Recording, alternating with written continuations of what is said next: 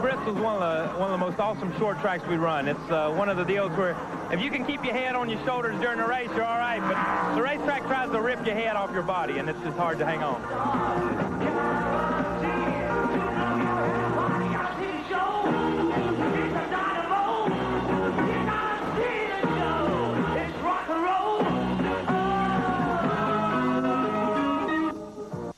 And Dale Earnhardt goes for his third consecutive Winston Cup victory. That hasn't been done since Bobby Allison accomplished it back in late 1982.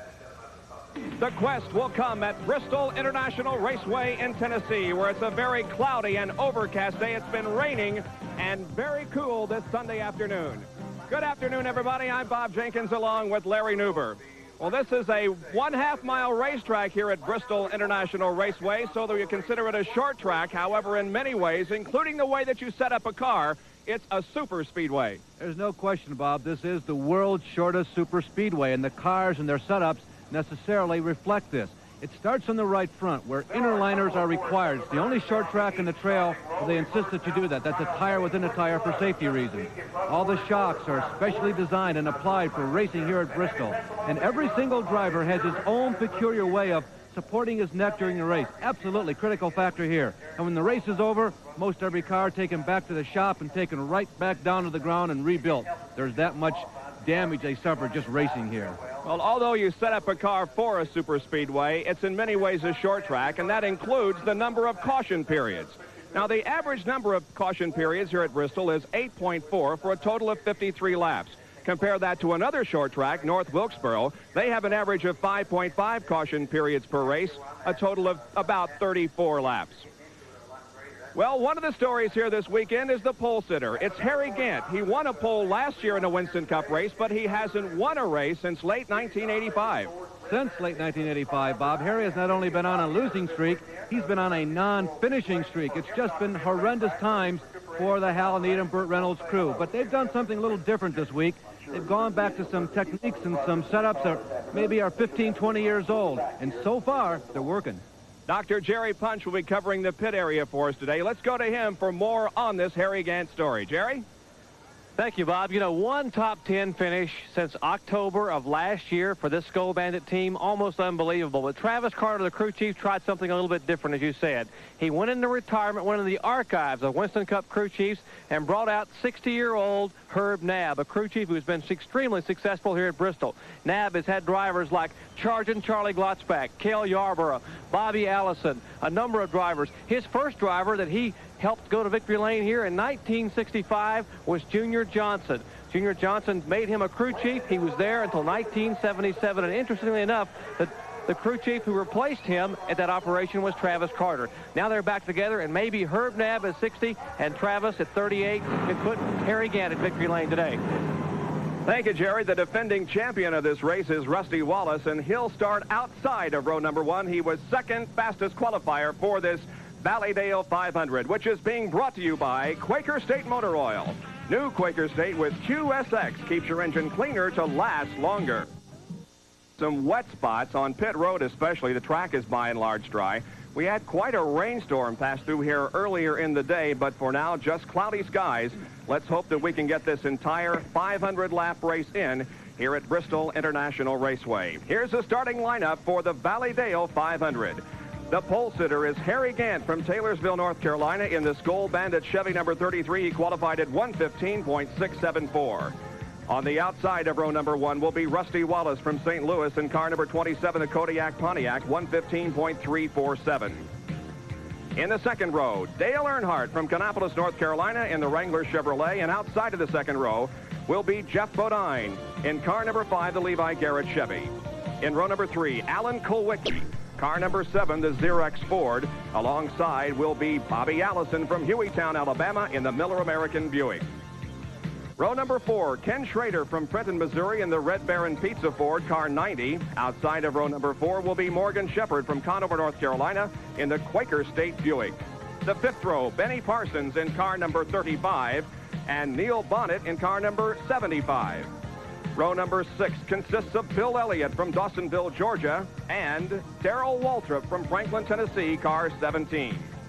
In row number 7, it's Terry Labonte in car number 11. However, he will be replaced early in the race by Jeff Bodine. Terry still suffering from that broken shoulder.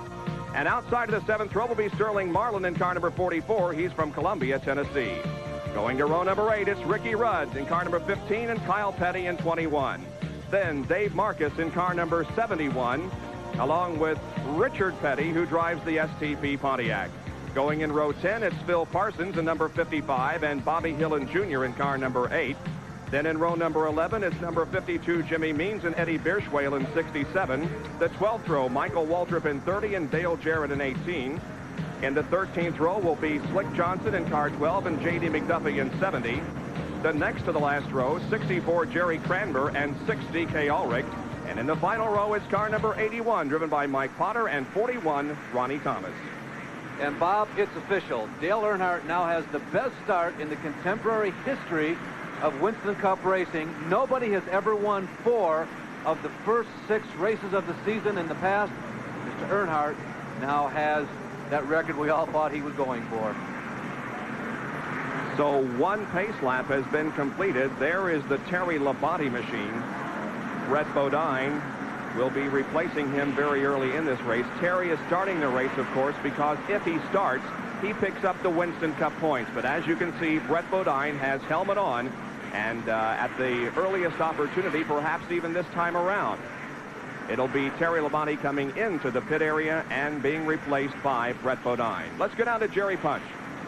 Well, Brett Bodine, who has 2 Busch Grand National Series wins here at Bristol, will get his shot at his first Winston Cup victory today, as Terry Labonte will be bringing that Junior Johnson Chevrolet down pit road. Here he comes, Jerry. Labonte coming down pit road right now, headed for pit lane, and Tim Brewer and the rest of the crew will help him get out of the car. He will move to the front of the car. They have it all orchestrated. Bodine will jump in the car. Now the car comes to a halt. Here's Terry Labonte. The strap's being released. Labonte climbing from the car. Gets an assist from Mike Hill. We'll get over and try to get a comment from Terry Labonte if we can. Terry's getting his helmet unhooked.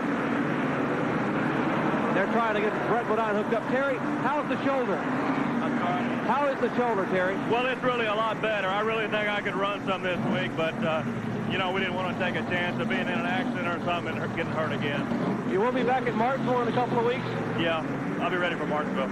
Well, Terry Labonte out of the car today, Brett Bodine in. They head back on the Speedway. He is pulling out of pit road now onto the racetrack. The field is being led by the pace car off of corner number 4. And next time around, we will be getting the green flag and 500 laps of racing on this 1/2-mile racetrack. Bob, it's been some time since Harry Gant has been able to run consistently up front. He must have that heart pounding right now, because he must feel psychologically like this may be one of his better days, at least for the last 18 months. Rusty Wallace on the outside pole. He had a good run going for him yesterday in the Busch Grand National race, and he is the defending winner of this race, and it's a racetrack he enjoys. All right, Harry Gant's on the pole, and Dale Earnhardt is right behind him. Rusty Wallace has been running well. Who's going to lead the first few laps, Larry? I think that they're all going to be just a little tentative about this racetrack. It was very wet this morning. I expect Harry Gant to take the lead. We are not going green. We'll have at least one more lap, and the reason we're not going green is because some fan, and I hesitate to use that word, has thrown a beer can onto the racetrack. Over-exuberant. You know, Bob, another point I think we ought to make, and we made this last week, it's interesting how this is played into the hands of Terry Labonte and Junior Johnson. This race is now being delayed for that driver switch. Something obviously has happened that was under nobody's control who's conducting this race that has delayed it. Jeff did get out, make that Brett did get out in time, by the way, to catch up to the back of the pack. Another outstanding qualifying performance by this man, Greenfield, Wisconsin's Alan Kulwicki in the Xerox Ford. His best 1987 finish matches his best career finish of 4th at North Wilkesboro. Remember, he also had a race on a super speedway a year ago when he finished on the lead lap. Alan has been strong all weekend. The qualifying run was not just a one-time shot only. Now, this time we could get the green flag. No, we'll go at least one more lap before they turn them loose. Harold Kinder, the official starter for the Winston Cup Series, is signaling one more lap. Here's an interesting row side by side. Bill Elliott, who has already won this year on the Winston Cup Trail at Daytona, and a man who is pretty much struggling in the early going here with the new team, Darrell Waltrip. Bob, yesterday in practice, I was doing some unofficial timing on a handheld stopwatch as we take a look at Bill Elliott. I believe that Elliott was one of the 3 fastest cars in the field during practice. I think he will move toward the front. We're at Bristol International Raceway in Tennessee, and we are about to go green for the Valleydale 500. 500 laps. We saw a couple of very serious, at least appearing crashes yesterday in the Grand National race. Let's hope we don't have anything serious today, but it is a very demanding racetrack on car and driver. The pace car pulls off. Here comes the field. Harry Gant leads it down. The green flag drops. And Gant and Wallace go into the corner side by side, but Rusty zooms out in the lead from outside, starting the front row starting position. Rusty Wallace, last year's winner, is going to lead lap number 1.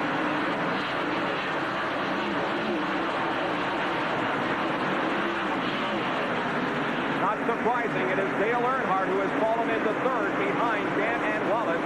In 4th position, it's Jeff Bodine. 5th is Alan Kulwicki. Then it is Bobby Allison with Morgan Shepherd and Kent Schrader. Now Benny Parsons. Bobby Allison got up out of the best groove, at least in the early laps here at Bristol, and the train has passes them by. Well, in terms of the first leader, I'm 0 for 1, but I will say, I've been telling people, if anybody has a chance of dethroning Dale Earnhardt this weekend, I've told everybody it might be Wallace. Rusty Wallace showed a lot of confidence last year at this time before he won, and he was showing the same amount of confidence when I talked with him in the pit area this weekend. He thinks he can win this race. We're watching right now Bobby Allison along with Bill Elliott and Ricky Rudd.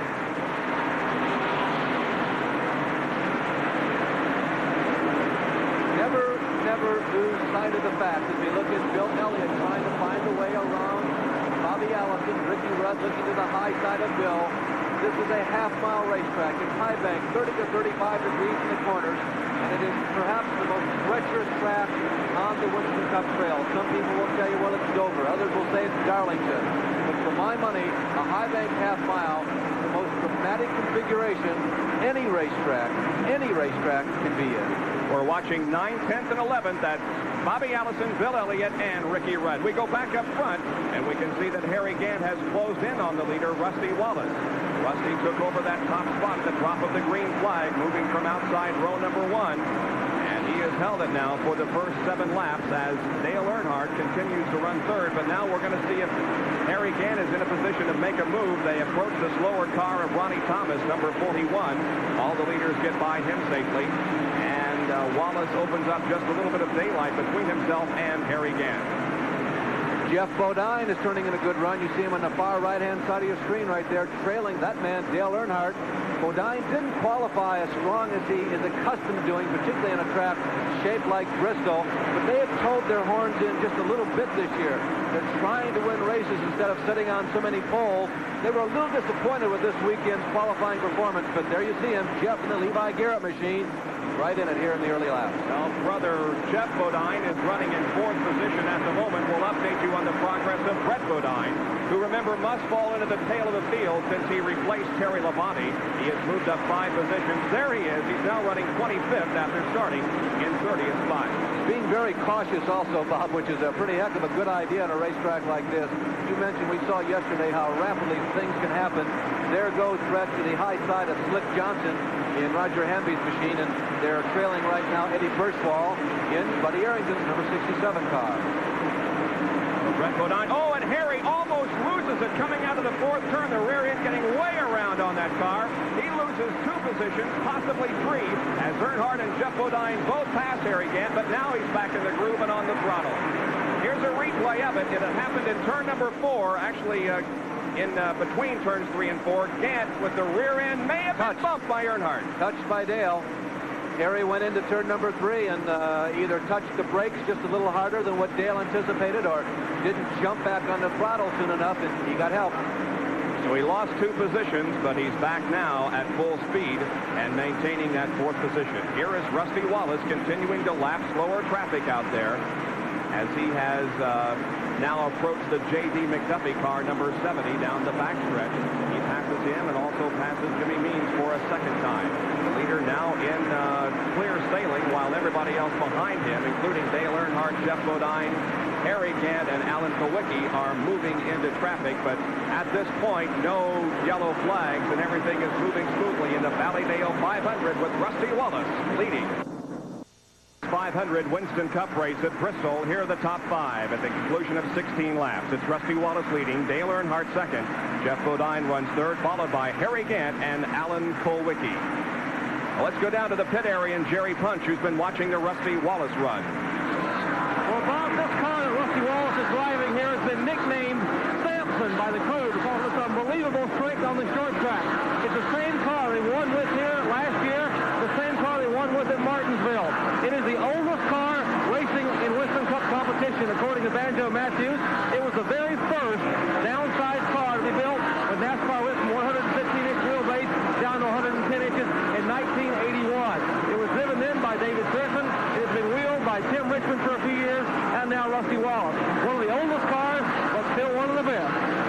Jerry, he's maintaining the lead, but he has his hands full with Dale Earnhardt, who is now right on his back bumper, and a move being made here by Ricky Rudd, passing Bobby Allison, as Allison isn't showing a whole lot of strength here in the early going of this event. He started the race in 6th spot, but has now dropped back to, we believe, 10th position. Very few people have made any moves. As a matter of fact, most of the top 10 people are still running there. There's been some shuffling going on, but Rusty Wallace and Earnhardt have shown their back fenders to everybody, but very few people have moved up. Bill Elliott and Ricky Rudd now passing the number 64 car driven by Jerry Cranmer. And Bill Elliott is now in 9th and Ricky Rudd in 10th position. Bobby Allison drops back to 11th. Bill Elliott, of course, in the machine that is now being quite ably assisted in construction by Ivan Baldwin. There's Bobby Allison. Bob mentioned to you that he has dropped back. There is Neil Bonnet, number 3 in the points this year. They've had a strong year. Neil Bonnet, at least in the early part of the season, has enjoyed more success with the Butch Mock Bob Rahilly team than he did a year ago with Junior Johnson. The leaders, meanwhile, are beginning to thread their way through the traffic as we look at 12th running Darrell Waltrip. Here they are, Wallace and Dale Earnhardt, both using the high groove to pass some of that slower traffic out there. 27 laps are in the book. Coming down this time, it'll be lap number 28. Larry, is there a thought in these drivers' minds of this race not going the entire 500 laps? The skies look halfway decent at this point, but are they thinking possibly that they're not going to be able to complete all of this race? I think it's a thought in the back of their minds, but at this point, you have to discard that thought and plan on a 500-lap race. But perhaps a little more than usual, they're paying attention to the Weather Bureau, because the reports that we were getting from the airports this morning were that we would not be able to go 500 laps, but it has cleared up considerably. So, yeah, it's a thought in the back of the mind, but not until about the 200-lap point will they get really serious, maybe every 5 minutes checking the weather. Colonel Wax car driven by being passed, and now we have a side-by-side battle as Bill Elliott and Ken Schrader were side-by-side for just a moment, but Elliott takes the spot. There's Ken Schrader, pole setter once already this season. They're running in 7th and 8th. Elliott now will see if he's got more muscle than Kenny Schrader. Will he pull away? Yes. He has opened up those 3 or 4 car lengths in only about 3/4 of a lap, and you can see him streaking away. So Bill Elliott has taken his time and finally broke from the pack. Remember, tell you, he was very impressive in practice yesterday. Not only was he among the 3 fastest, but he was consistent. We have Fords running together on the racetrack in 7th, 8th, and 9th. Oh, Schrader really way loses up the high. handle, yeah. Kenny Schrader loses 2, now 3 positions, and Schrader is off of it. Kenny Schrader looks like he's going to be coming in shortly. Kenny's still up in the racing lane now. Finally, he ducks down. Kenny Schrader with a problem in the early going. Schrader headed toward pit road. Remember, this pit lane is slick, and he didn't make a pit stop after all, as at the last moment, he made a right turn and went back out onto the racetrack. I think, Larry, he was going a little too quickly and hit some water down there and started to slide, and maybe thought that he wouldn't be able to slow the car down properly, or maybe he just made another decision. At any rate, we'll see if he comes into the pit area now. He's down in the lower groove in turns 3 and 4, and yes, he will make a pit stop. Ken Schrader from Fenton, Missouri, winner of a qualifying race at Daytona this year, is on pit road here at Bristol. pit road is very slick. Kenny is rolling in about 30 miles an hour, and he's still breaking loose when he hits the brakes. Now, they're going to the right side. Apparently, he thinks it was a tire problem, as they're not checking under the hood, not checking into the suspension or any driveline parts, just a tire. Now, look at the leaders side by side, and Earnhardt almost gets the sideways on the backstretch, but Rusty Wallace doing a great job of holding off that Earnhardt move. Now they're lapping Brett Bodine in car number 11 and the number 18 car of Dale Jarrett. Look at the close competition out there on the backstretch into turn number 3. Really, Earnhardt now moving to the high side of Bodine. Really risky stuff at this racetrack in the first 100 laps, because just the slightest little miscue, like on a super speedway, when you're going 200 miles an hour, just a touch. There you can see in the 64 car of Jerry Cranmer, he's had something break in the front, in the left front. Indeed he has. That wheel is turned back in under the car, and the yellow flag comes out. The race to the yellow is won by Rusty Wallace. Second is Dale Earnhardt, and Brett Bodine tried gallantly to keep from losing a lap, but didn't, and so he goes a lap down. Jeff Bodine is going to be showed in third position. In fourth is going to be the number 26 car of Morgan Shepherd, and then Harry Gant. Here is Cranmer pulling into the pit area, and he sustained some damage on that left front. Yeah, the suspension just went away. It did not look like a tire burst. It looked like definitely a suspension problem, and that slide as he came into the pits, all the leaders, by the way, are pitting underneath this yellow flag, is because the pits are so wet. There is Rusty Wallace's pit stop. Let's go to Jerry. Rusty Wallace brings his Pontiac down pit road. They will make a right side rubber change on the car. Some blue on the left side tires. Apparently Wallace getting a little rubbing in with some of the other cars out there. Looks like Wrangler blue, possibly from the Earnhardt machine. They will make a 4-tire change on the Rusty Wallace car, as will most of the drivers under this first caution flag of the day. We might mention that there are pits here on the front stretch, and there are pits on the back stretch. There were 18 slots here on the main straightaway and 12 in the backstretch. Jeff Bodine has won the race out of the pit. I think perhaps that Morgan Shepherd, if he pitted, and Neil Bonnet also got out quickly. Phil Parsons had some problems on this stop. You can see Jimmy Means coming in the green car. This is the backstretch pits, and there is Phil Parsons getting into the water, spinning right there. The Jimmy Means crew watching what's going on. A lot of calmness there. They've seen that scene before. They understood that Phil had it under control, and he had scrubbed off a great deal of speed. Just gives you an idea of exactly how slick the pits are in the backstretch. Well, the number 71 car, driven by Dave Marcus, is unofficially being shown as the leader right now. Pit stops have just been... Afternoon of racing here on ESPN. Following our live telecast of the Valleydale Meats 500 from Bristol International Raceway, we will have the first race of the 1987 Formula One season. That, of course, is at Rio de Janeiro in Brazil. That's at approximately 4 o'clock this afternoon. Here's Dr. Jerry Punch.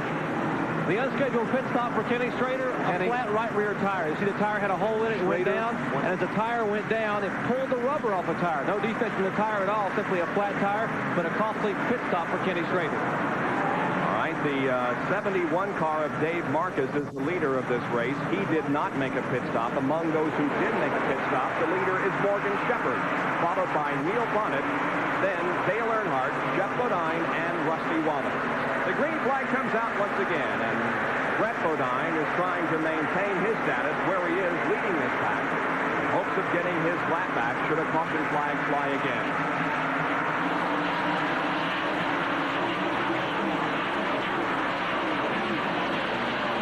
There are 18 cars on the lead lap. Make that 19 cars now, as Brett has, for the moment at least, gained his lap back. The leader is right there, the number 71 car of Dave Marcus. Dave, of course, from Wausau, Wisconsin, making his home now in Avery Street, North Carolina. He did not make a pit stop, though, during that caution period. The battle in back of him is for second position. That involves the green car, the Quaker State car driven by Morgan Shepherd, and the Valvoline car driven by Neil Bonnet. And there also is Dale Earnhardt and Jeff Bodine. Morgan Shepherd is fresh off a win in the Busch Grand National Series on this track yesterday. Morgan is just not able to keep his car down in the bottom, as that man in the yellow and blue Wrangler machine right there, Dale Earnhardt is. Dale Earnhardt is moving back to where he has run all year long, up to the front. Boy, Larry, you just got to think that the the key element of the race at this point is patience. There's Rusty Wallace hanging back there behind Earnhardt and Jeff Bodine. He had a very fast car early in the race and probably has one now, but I think in Rusty's mind, he's just waiting to see what happens in front of him. To remain competitive all race long, you're absolutely right, Bob. And we saw so many vivid examples yesterday of impatience and being impetuous. You just don't have any inches to spare. That was a reasonably close call. If we're looking at Kenny Schrader right now back up front to Earnhardt moving up. It was a reasonably close call when Earnhardt touched Harry Gant. Now, they both handled it well, but you just can't reinforce how quickly things happen here. Dale Earnhardt goes back into second place, at least for the moment. Now he has it by about a half a car length, but Morgan Shepherd is giving him a good battle on the high side of the racetrack. 51 laps have been completed out of 500. It's Morgan Shepherd and Dale Earnhardt racing side by side into turn number 2. Dale forces Morgan just a little bit high and gets underneath him and takes that spot. Bob, what he did, he had gone to school. Now Jeff Bodine is doing the same thing. Both of them have seen that Morgan just can't stay down to the middle lane. See, they drive up underneath him knowing that Morgan by himself is going to wash up when he gets to the banking, and both of them watched what was happening, just followed suit. That may indicate a pushing problem on the Morgan Shepherd car. When you see a car go into a corner on the stripe or on the low groove, and then it washes out, goes up high, and comes back down, that's an indication the car is pushing, and that certainly appears to be the situation with Morgan Shepherd. Now Earnhardt is going to make a bid for the lead. At least he appeared to be in a position to do so, as Dave Marcus continues to lead this event, holding off for the moment Dale Earnhardt's challenge, but Earnhardt sneaks right up on the back bumper. They race down the backstretch. Keep these two people in perspective. They are the leaders of the race. Marcus did not pit, however. He's racking up some leading laps. He's got his 5 bonus points. Brett Bodine there in the red and white Buttonmobile is the distance of the racetrack behind. He is at least temporarily on the lead lap. Junior Johnson, Tim Brewer, Jeff Hammond and crew pulled off a great pit stop during that yellow flag and allowed him to get his lap back. But now he has got to try and stem the rising tide, which is that Wrangler machine.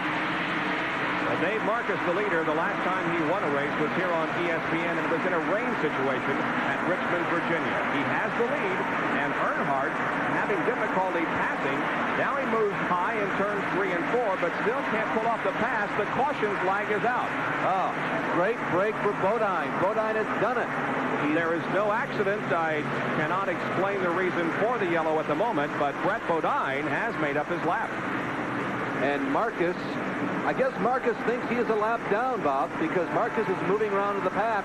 And oh, they're black flagging Dave Marcus. Why are they doing that, I wonder? Maybe some fluid spotted? My guess is maybe they felt that he did not heed the caution flag. Now, I'm just speculating right now, but I'm thinking that Marcus probably felt he was a lap behind. And so he saw the yellow come out and said, well, I'll go around the racetrack, get on the tail of the lead lap, and try and get on that lead lap again. The caution coming out on lap 58.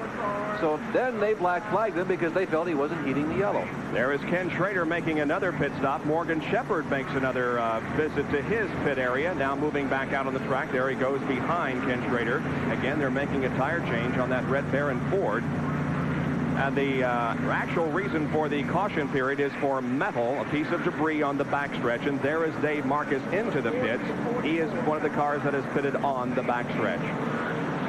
Safety crews are going to have to go out onto the racetrack as Ken Schrader pulls out. I might add that apparently with all the bad weather has disrupted all of our radio communications around the racetrack, including that which we have normally between NASCAR and our ESPN broadcast. And that's the reason why we're not getting any instantaneous reports in a situation like the Marcus. So far, it's only speculation. Here is Brett Bodine coming in. Remember, he made up his lap on this caution. Here's Jerry. Well, Brett Bodine will bring that car in. They are extremely pleased with this young driver so far here in the Junior Johnson pit. A heck of a job to keep that car from going a lap down. They will make their routine caution flag pit stop for Brett Bodine. Looks like they will get 2 tires. They're going to change. They get a 4-tire change. They bring the jack around and will change the tires all the way around. I'd like to comment a little bit on the Bill Elliott car. Ivan Baldwin, the crew chief, or not a crew chief, but they brought him from California to help him on the short track this year, tells me that Elliott said that he was passing a slower car during the early laps of the race. A slower car slid up in front of him, and now part of the front end of that Coors Ford is gone. Part of the front end, the right front of the grill on the Coors Ford is missing. Elliott says the car, it'll handle okay on the short track. the speculation on the Dave Marcus situation was absolutely right, by the way, from NASCAR. Smoking tires here at Bristol, indicating the level of competition. We'll go back to green in one more lap. In the meantime, we'll give you the top 10 at this point with 62 laps completed. Dale Earnhardt's the leader. Jeff Bodine running second. Rusty Wallace is third, followed by Neil Bonnet and Bill Elliott. The second 5, 6 through 10, Darrell Waltrip in 6, followed by Richard Petty, Ricky Rudd. Harry Gant, the pole sitter, is dropped back to 9th spot, and Kyle Petty, who was second last week, runs 10th. All those people remain on the lead lap and followed more or less in this order by Kowicki, still in the lead lap, Benny Parsons, Sterling Marlin in the Piedmont Olds 44. Phil Parsons did hold on to his lead lap status despite that spin in the pits. Bobby Hillin Jr., Dave Marcus relegated to the back of the pack but without being penalized, 1 lap, and Brett Bodine and Morgan Shepherd. We were set to go green, but once again a beer can has been thrown onto the racetrack, and so we will go 1 more lap before. Somebody has a problem. Yeah, they really do. That is it's most unfortunate.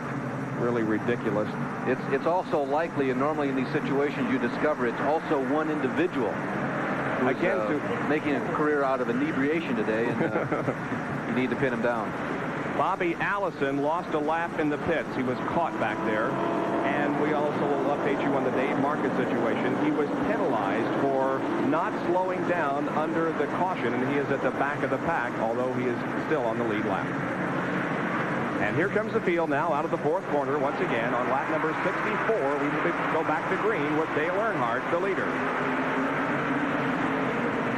Allison moving up between Earnhardt and Jeff Bodine, but Allison is a lap down, having been caught in the pit area this most recent caution period.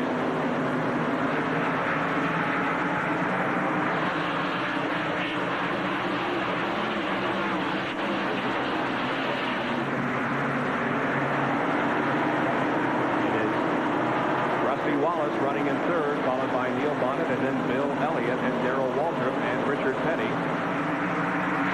Well, they get around this track, Bob, in just 16.5 seconds. You say the average speed is only 115 miles an hour. Believe me, I was timing them yesterday. They are in the corners 10 seconds out of the 17. It's a scary place. For a couple of laps, we'll just let the action carry it for you as we watch the racing here at Bristol.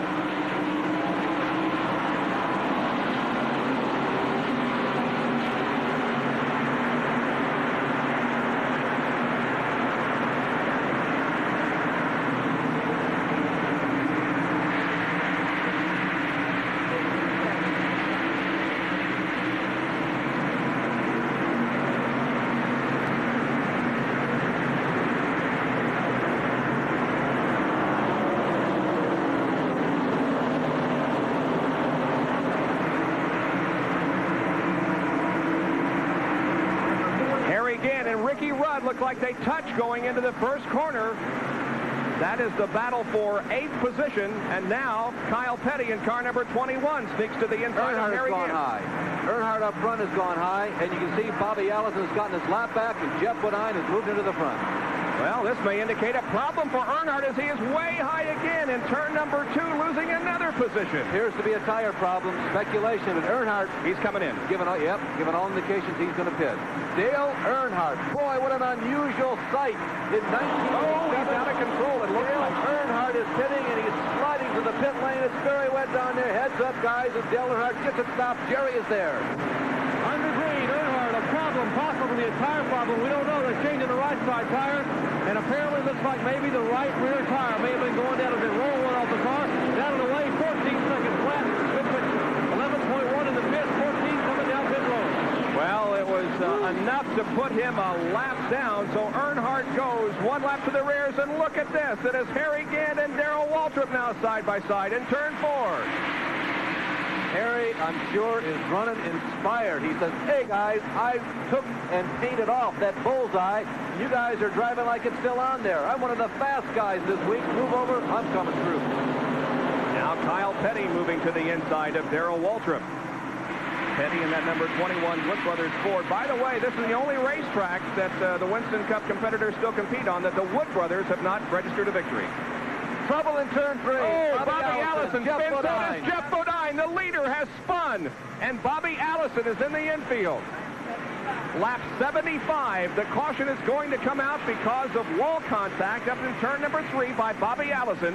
Now, Jeff Bodine also spun, but he did not touch anything. Obviously, though, is going to have to come to the pits to change those spot-flatted tires. Well, let's see what it looked like. Bodine was trying to put a lap on Bobby Allison. He appears to have the line going in, and Bobby Allison moved down.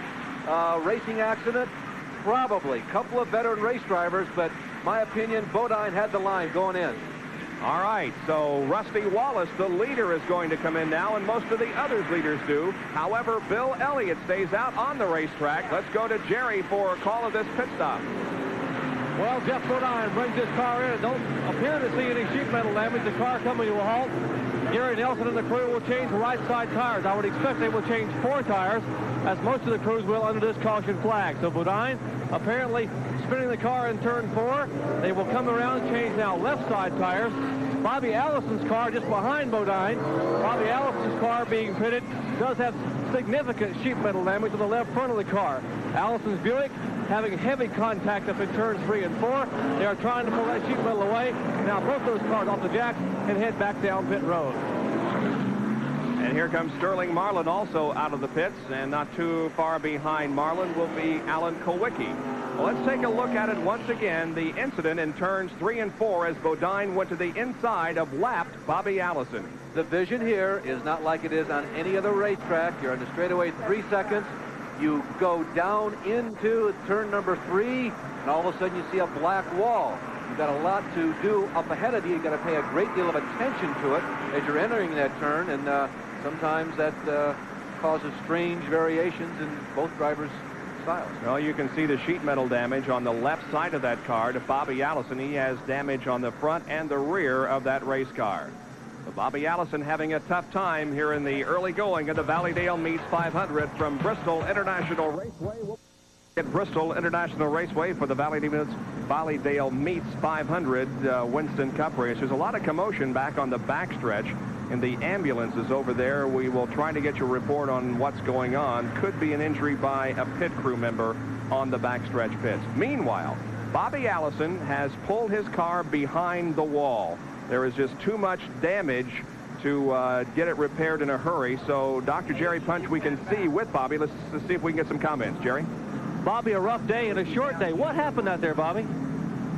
I just got spun out.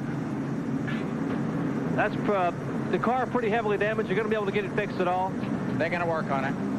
Okay, Bobby Allison, a 4-time winner here at Bristol, has a short day. He's going to climb out. As you can see, tremendous damage on the car. They're going to try to get it repaired. Bobby will hang close, hopefully, to go back in the Valleydale 500. Well, Bobby Allison was also knocked out of Darlington because of an accident. His best finish this year, a 6th at the Daytona 500. Well, when you have a short track, especially the one like Bristol, there's a lot of safety precautions needed. Here's an ESPN NASCAR track fact.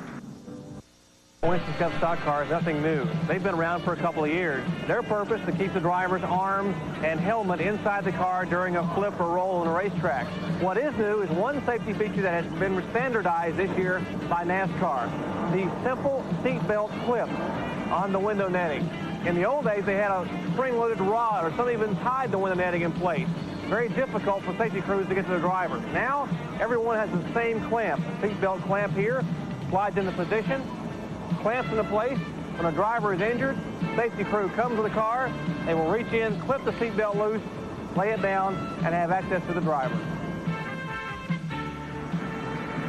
We should go green this time around. Now, here are the standings. The number 9 car, Bill Elliott, is your leader. And to show you how quickly things can change around, Brett Bodine, remember, just a few laps ago was a lap down, but now he's second. Morgan Shepherd is third, followed by Dave Marcus and Neil Bonnet. Button down the hatches. Earnhardt is going to be looking to run up front, get his lead back. He is going to be charging. Now, although Dale Earnhardt is a lap down because of some tire problems, he keeps his streak alive, his one streak that he has established so far this year, and that is leading every race. He did lead the early stages of this one, and so that string is alive. He's to the inside of Ken Schrader as they come down the straightaway. Earnhardt wants to pass Brett Bodine and Bill Elliott and grab that lap back. Now look real carefully on the nose of the number 3 car. You're likely to see a foot coming out of the grill. That's Earnhardt standing on it. Number 75 and 27 are racing side by side. That, of course, is Rusty Wallace, who led the first few laps of this race, and Neil Bonnet. Right ahead of them is the number 21 car of Kyle Petty, and behind Rusty is Richard Petty in 43. The yellow is out once again. Earnhardt did not make up the lap, at least on this exchange. I would presume that it once again is for debris on the racetrack, because there are no incidents that we can spot. See some fingers being pointed down in the direction of the number 1 corner. Well, if this is another beer can, people are going to have to start... there does seem to be a great deal I don't think of it debris. is a beer can. It's just maybe some debris off of a race car, but I'm sure that's the reason. Comment about this facility. It is one of the absolute finest to watch a race. If you see the stands there on the left-hand side, you're down inside of an amphitheater. The track is high-banked anyway, and wherever you sit, you can see every single square inch of the Speedway. It is a terrific place to watch from. Owner of the track, Larry Carrier, has put a lot of money back into it. We thank him and Denny Darnell and his staff here at Bristol. Just gone back to the green flag, and look who is leading the parade of cars. It's Dale Earnhardt. The green coming out on lap number 68, but Earnhardt is not in the lead. He has, however, gained his lap back as Bill Elliott continues to hang on to that top spot.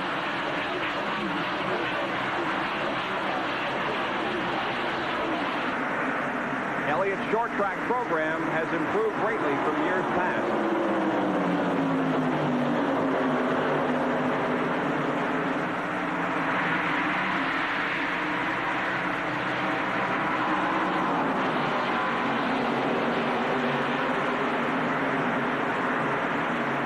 Dave Marcus and Morgan Shepherd side by side and door handle to door handle into turn number 4 real close. And look at Kyle Petty in the Citgo Ford right there behind. We are not yet 100 laps into this 500-lap race. Morgan Shepherd is still wrestling with the grizzly bear, trying to keep up the RPM as best as he can up there along the wall. Now, Morgan does like to run up there. The car looks like, oh, and Morgan's very close. You could not put a dime between him and the outside wall. He does like to run up there, but I think the car is pushing just a little more than even he would prefer. Morgan Shepherd holding on to the top 5, but it's a struggle. Well, you got to be impressed with Dave Marcus, though, Larry. He qualified 17th, not particularly fast, but he led portions of this race. And if it weren't for the penalty that they assessed him because he failed to heed the yellow, according to the NASCAR officials, he would be right up there in a battle for the lead. As it is, he's in 4th. Well, 2 things. Being a veteran is such an advantage on this racetrack because the track tries to rip the steering wheel out from your hand every lap. And the veterans know those tiny, subtle little tricks to hold onto the steering wheel. Plus, he hasn't been pitting as often as everybody else. That's the Lifeboy Chevrolet owned by Helen Ray. And again, we're seeing some cars loose. That's tire smoke coming off the right rear of the Marcus Chevy. Right behind Marcus is Kyle Petty, and then Rusty Wallace, and then the number 43 car of Richard Petty. There he is, moving to the high side of Rusty Wallace. Morgan is really abusing his right rear. There he is in the big green breaker tape machine. Way up there, getting up toward the outer rail. Several people behind him, most notably Kyle Petty and Rusty Wallace, are looking for a way to get through. From what appears to be a serious handling problem on behalf of Morgan Shepherd, as that car washes for the outside wall just about every lap. He is doing a great job here. Yeah, Bob, it probably would be a more serious problem to somebody who doesn't like to run up there normally. But when Morgan's feeling really good and the car is racing, that's one of the lanes that he's comfortable with. But it's a little exaggerated today. Maybe it's coming in. That was a much better turn. It was his best turn in the last 5 or 6. But you can see he is holding everybody else up. At least visually it appears that way at this point. And we have a side-by-side battle once again. This is for 3rd position as Morgan Shepherd holds onto it. But Dave Marcus and Kyle Petty are right there. 3rd, 4th, and 5th. Just updating you as this is going on. Earnhardt is high, wide, and handsome out front. He's not doing anything spectacular. Just trying to catch up with the pack. He's got a long ways to go, but if we get a yellow and these guys go to fixing racing like they're doing like this, you never know when the next yellow might pop up, and Earnhardt is back in the 6th. He's touching into turn number 3. Marcus touches the left rear of Morgan Shepherd. That's going to be enough to put him out of shape, and Marcus moves underneath. Kyle Petty is the next one to try and creep through the open door, and Rusty Wallace is lying in wait. We have completed 15 laps since we went green from the caution. When we went green, Earnhardt passed Bill Elliott and got his lap back, and now Earnhardt is about a half a straightaway ahead of Bill Elliott. So without question, at least in my mind, Earnhardt with the fastest car on the racetrack if he can just make up the laps. Well, with 100 laps now down to 500, Bill would probably do best to park and ride, as I like to say, as would Dale.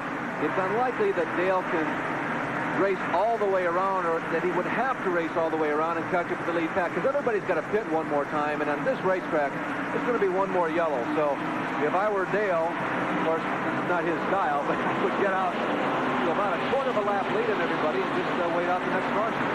The pace being set by the leader, Bill Elliott, is right around 110 miles an hour. Contact between Richard Petty and Harry Gant, but both drivers hang on. Nice job by Richard saving the car in turn 4. Now I know there is not a red bullseye in that car. The car is green and white. What's going on? Bill Elliott is your leader. Brett Bodine is second. Dave Marcus is third. Here's a replay of just a lap ago when there was contact between Gant, sneaking there on the left side, the right side of your screen, and Richard Petty. Richard seemed to be minding his own business that time. We didn't have the absolute angle to tell what was going on, but it did appear as though that Harry might have moved up to him. Now this is Kenny Schrader racing to get a lap back. Kenny Schrader could get one of the two he lost when he had to pit under green. And he goes down the backstretch and does pass Bill Elliott. For the moment at least, Ken Schrader has made up his lost lap. Well, we've completed just about 1/5 of this race. 100 laps out of 500. That will make up the Valleydale Meats 500. And a race summary shows that at the 100 lap mark, Bill Elliott was the leader by about a half second over Brett Bodine. His average speed 79.55 miles an hour. We have had 4 lead changes among 4 different drivers. There's your leader, Bill Elliott from Dawsonville, Georgia. And now the yellow flag recap to this point. We have had a total of 4 caution periods, but you can see they have been for, by and large, debris on the racetrack or a mechanical problem. There was a spin involving Jeff Bodine and Bobby Allison in turn number 3 on lap number 76. That's the only accident, however, that we have had. Jerry Cranmer and Bobby Allison have gone behind the wall and are at this point listed as out of the race. Here is a good battle between Richard Petty in car number 43 and Jeff Bodine in the Levi Garrett number 5. At the moment, it is Richard Petty running in 7th position and Jeff Bodine 8th. And ahead of them, it is Morgan Shepherd and Rusty Wallace going at it for position. Things are running pretty calm right now. Nobody is in anywhere near jeopardy of being lapped. The leader of the race is Bill Elliott, as there's Dave Marcus and Kyle Petty, who have finally gotten around Morgan Shepherd, and they are looking toward Brett Bodine, who continues to truck in Junior Johnson, number 11. Remember, he lost that lap early in the race, and right behind him, there's Richard Petty moving up, and Jeff Bodine looking for a place to run and hide. Boy, it almost looks like a super speedway choo-choo train out there as they fall in behind each other. Now Jeff Bodine moves to the inside of Richard Petty. In turn number 1, Richard, another driver who likes that high groove, the one for the outside wall. He says if you make contact with the wall up there, you travel less distance. Well, I suppose that's true. Yeah, he had an experience from this year's Daytona, last year's Daytona 500, and he still feels that he'd have been hurt much worse had he been running down on the bottom. Now Jeff Bodine's car washes out a little bit and gets up high on the racetrack. Morgan Shepherd, Rusty Wallace, Jeff Bodine, and Richard Petty. Good run by the Quaker State car of Morgan Shepherd, and that is another team that needs a good finish. Morgan was solid in practice and qualifying. He started this race gridded 8th. Larry McReynolds and crew working very hard this weekend, as of course everybody has. But they've really been paying a lot of attention to what's going on, trying to get themselves out of the tailspin. Jeff Bodine finds a little bit of momentum. He takes the centrifugal force around the high side of Rusty Wallace. Bodine is showing that he is one of the stronger cars in the second echelon that actually chases Bill Elliott, but I don't know that anybody is really chasing hard at this point. They're trying to establish themselves, pick up the rhythm of the race, and stay on the lead lap. There goes Bodine again. He's moving out.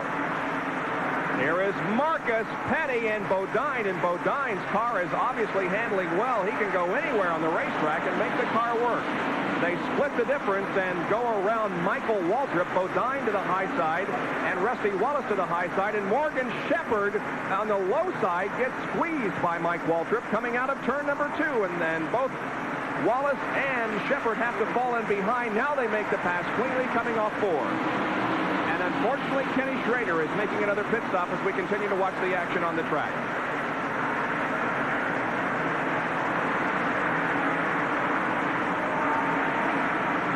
Schrader had made up his lap, but he loses not only one, but possibly more. Is it tire problems again, Jerry? Well, we think it may be a tire problem, and yes, it is. The right front tire this time. Last time it was the right rear tire.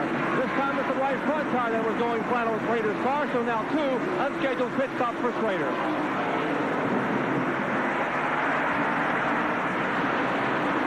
A battle for second position developed there for a moment, but Jeff Bodine took over second from his brother Brett Bodine. They're running right ahead of Marcus and Petty here. There is Brett, and Jeff there on the straightaway already is now firmly entrenched in second position. Well, on occasion, an unfortunate incident on the racetrack will inspire a driver, and that's exactly how Jeff Bodine is driving now. He had that incident with Bobby Allison. He fell back into the middle of the pack. He waited for everything to sort out. Then he went ahead and reasserted himself. He has asserted himself, running in second position. Difficult to tell right now whether or not he is faster than Bill Elliott on the track, but he is the only one who's doing any significant maneuvering right now, and I would say yes, he does appear to be moving in on Bill. So Bodine is second. Meanwhile, the leader continues to be Bill Elliott. Approaching the number 52 car of Jimmy Means once again.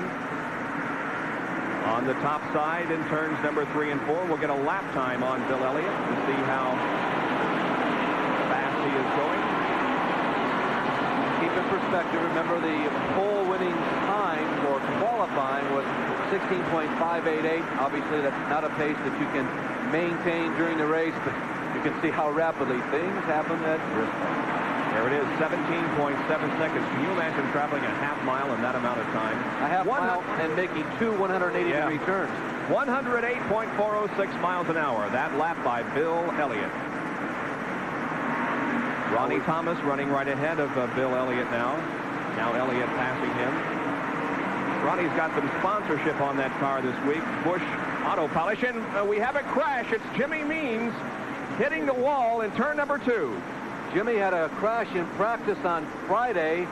This is the same car. They took it home Friday night and rebuilt it. At first he thought he was going to bring out another car, but he said, no, I've got that prepared for future races. This is fixable. So that's the second crash on this machine this weekend here at Bristol. He stops at the end of the backstretch, just going into turn number 3. The yellow out on lap 131. We'll see it again. Well, Bodine was close. Jeff Bodine. They're both Jeff and Jimmy. There goes Jimmy. Looked like a tire went down. I think so. You can see smoke coming from the right side of that car, and it is our opinion that a tire went down on that Means machine, sending him into the wall. Here's Jerry. Here's Bill Elliott in the pit, the leader. And I see that damage on the left front of the car. Elliott's car completely, some of the grills torn away. Jeff Bodine also in. Brett Bodine is in, just behind Bill Elliott. See those cars, they will make a 4-tire change. We are on the Bill Elliott car in the pit stop. See the paint on the left side of the left front tire as Dan Elliott now rips that tire off, replaces it with fresh rubber. Look at the front end of the car, completely torn away. Elliott's now off the jack. Pretty big pit stop under caution. Here's Benny Parsons' car in the pit. Benny making a pit stop. All the leaders are in the pit, and Earnhardt also down on the way. Well, Well, among other things, there is Jimmy Means. He is out of the car, rather disgusted with what happened, but I don't think he has to blame himself. From all indications, he had a mechanical problem, probably a tire go down on that car that sent him into the wall. This yellow means several things. One thing it means is that Dale Earnhardt does get the lap back. And here is the King, Richard Petty, in the pits. They are fueling that car, and they are changing tires on it also. Earnhardt pits for the second time. He'd already made up about 14 or 15 seconds on the track because everybody had to slow down for the yellow. But this is Dale's second pause for refreshment during this yellow flag. One comment about Jimmy Means, by the way, he is the latest $1 million club member in Winston Cup racing. One of the latest. He's crept over $1 million in late 1986, early 87. They are getting his wrecked car off of the racetrack in the backstretch. We'll take a break and be right back for more of the Valleydale Meats 500. Back at the Winston Cup race here at Bristol, Tennessee, we have radio contact with Rusty Wallace. Rusty, you led the early laps. Drop back a little bit. Is the car working for you? No, everything's just fine in the Kodiak Pontiac. The crew's doing an excellent job today. We're just kind of, I don't want to say we're biding our time. We're just kind of got stuck in traffic a little while ago. The car's a lot faster than what it appeared to be that last run. I just couldn't get out of that heavy traffic. All right, now, Rusty, what's going through your mind? Are you concerned about the weather? Are you concerned about staying up in front? What's the strategy at this point? The only thing I'm concerned about right now is how much champagne I've been drinking Victory Lane. Well, we hope we can share some with you. Good luck the rest of the way. Thank you. All right, let's review our pit stop summary now. Is that confidence or what? As the yellow remains out here and 135 laps are completed. Bill Elliott was the leader when he went into the pits, and he came out in first. Jeff Bodine was second when he went in, comes out in second. Look at Dave Marcus, who went in third position, comes out in 13th. Brett Bodine maintains his fourth position status, and Neil Bonnet, who was 12th, or rather came in 12th, went out in third position. And the one thing that's missing there, Bob, is that Earnhardt came in. He pitted twice. The first time he came out, he was in second position, and now he's back in about 12th or 13th because of a second stop. Look at the crowd here at Bristol. Despite the inclement weather that we had early this morning, a huge crowd has turned out for this Winston Cup race.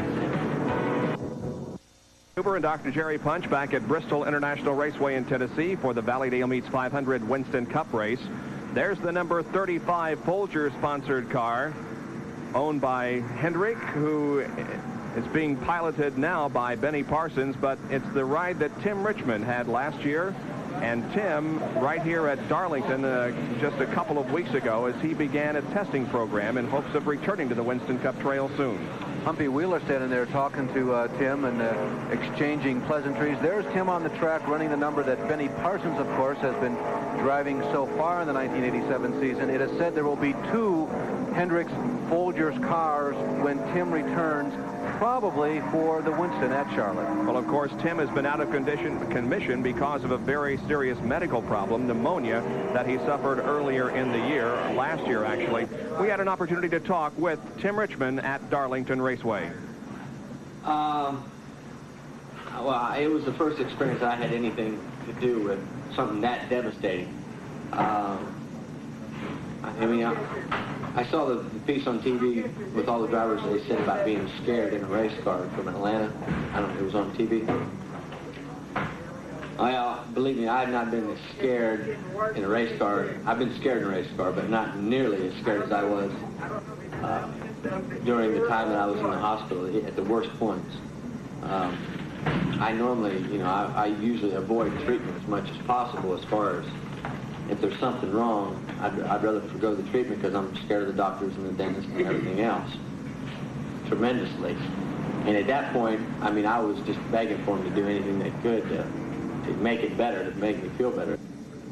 The comments from Tim Richmond. Now, not only is Dr. Jerry Punch an excellent pit reporter, but he's a licensed physician. And Dr. Punch, perhaps you can update us a little bit on pneumonia and what it can do. Can it cause permanent damage to you to the point that Tim will have a very difficult time regaining the status that he once had?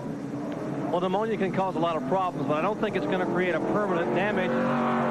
Tim Richmond. He was a tremendous athlete in high school, and then he went to Indy, was Rookie of the Year up there. He has a tremendous amount of athletic ability, and also he has what it takes here and up here to be a race car driver. Tim and I are good friends. I've seen him as both as a physician and as a friend. He was down to 148 pounds at one time back in December when he was fighting for his life in that hospital in the Cleveland Clinic.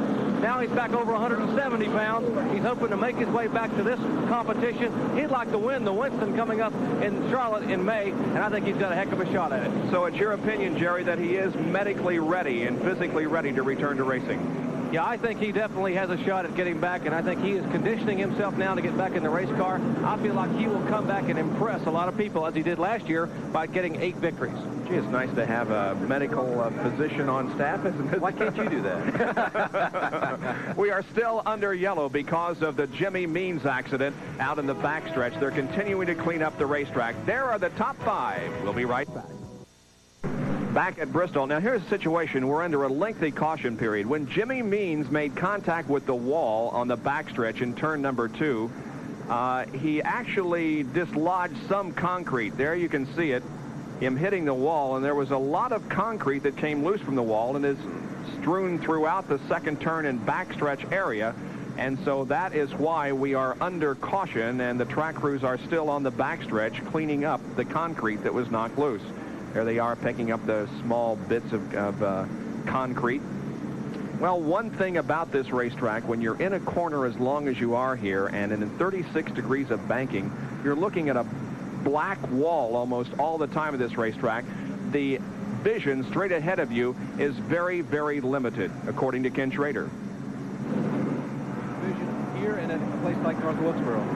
Well, last week, like you could tell on our camera inside the car, that you could see way far ahead and you knew exactly what was going to happen, even in and around to the middle of the turn. Here, when you're in the middle of the turn, the cars are on such a bank and the radius is so tight, you're having to look out actually what would be the roof area of your car, and you can't see through that because that's metal there. So you kind of got to wait. When you're in the center of the turn, you just kind of got to pretend there's a crash coming off and be ready for it.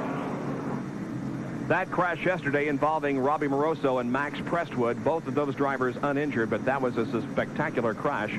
There is Ken Schrader on the racetrack, and he is still a lap down, actually 2 laps down, because of some tire problems that he has experienced. The sun is out. That's good news. Another factor that doesn't get talked about all that much, and I know it's a factor at every race you go to. Looking at Ken Schrader there, the guy we just heard from, was ranked 9th in the point standings, having a good year.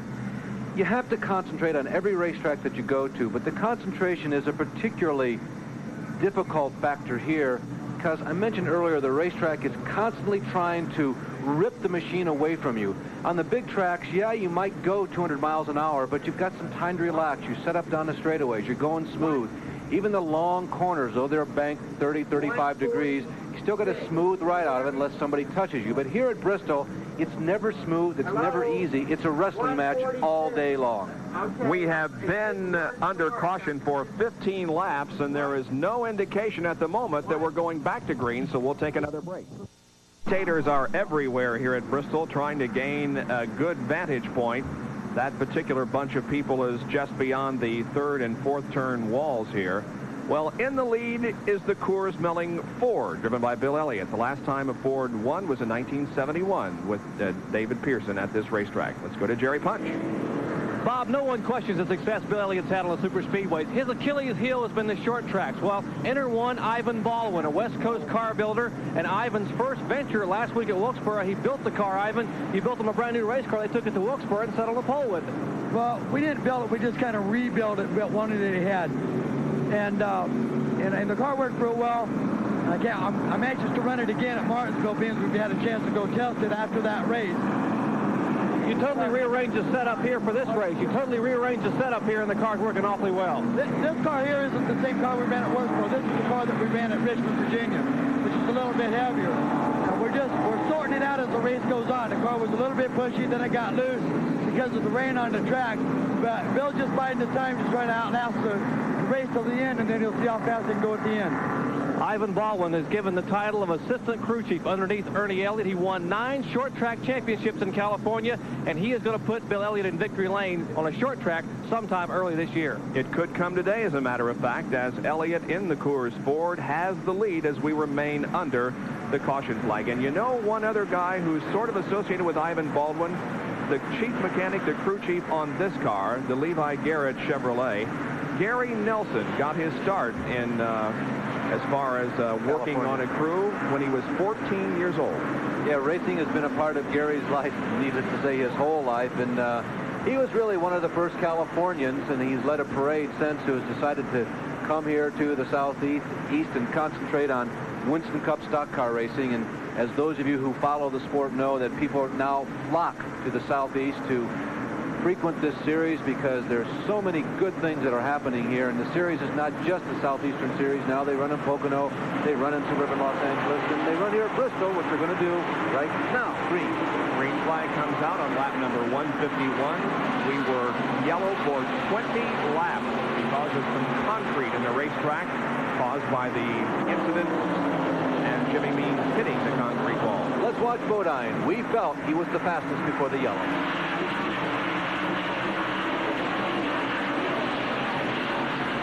At the moment, Jeff Bodine has Ken Schrader between himself and the leader, Bill Elliott. We'll see how Bodine's car is working since we have gone back to a green flag. As we watch the leaders, Earnhardt, by the way, is kind of in the middle of the pack, but trying to tiptoe through.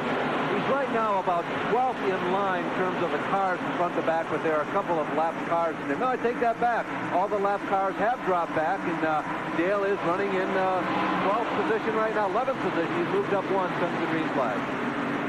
Running with Dave Marcus and pole sitter Harry Gant.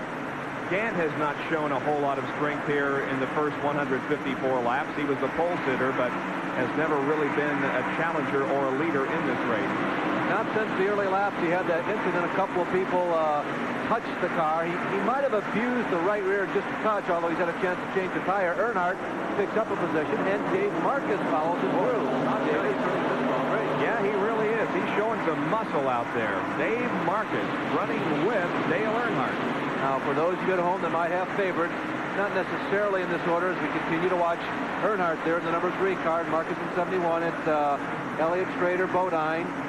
Neil Bonnet is 4th, Brett Bodine, then Rusty Wallace, Morgan Shepherd, Benny Parsons still in the lead lap, Kyle Petty, Ricky Rudd, and we got Earnhardt. There is Ricky Rudd, whom we just mentioned, and he is in a group of, he's on the tail of a group of 6 of them that are running 1 and 2 abreast, not occasion, almost 3 abreast, and there's 3 abreast. Benny Parsons in the middle as Kyle went low, and Ricky Rudd put to the outside. Now they're 2 abreast. 3 rows of 2 abreast. Look at it. It's like the start of the race. To start another race. Brett Bodine trying to hold his line. The veteran Neil Bonnet on the high side. Bodine gets a nice surge off of number 3. Uses the banking to the optimum, and he leads this pack across the line this lap. Morgan Shepherd dropping back here. He's losing positions. He's on the low groove. That car, you'll recall, was working better in the higher groove a few laps ago. Ricky Rudd passing him on the outside. Earnhardt is right behind, meanwhile, the Morgan Shepherd car, and Kyle Petty is right behind Dale Earnhardt. It'll be interesting to watch Rusty Wallace's race unfold. You heard his comment during that last yellow flag. Hey, the car is faster than what I've been able to show the last couple of green flag segments. So we'll see how his race unfolds, particularly should Earnhardt move up alongside of him and start to head towards the front. Will Rusty follow? Sitko and Valvoline here battling for position. Bonnet in the Valvoline car and Kyle Petty in the Sitko sponsor machine. And Quaker State is also involved here in the competition.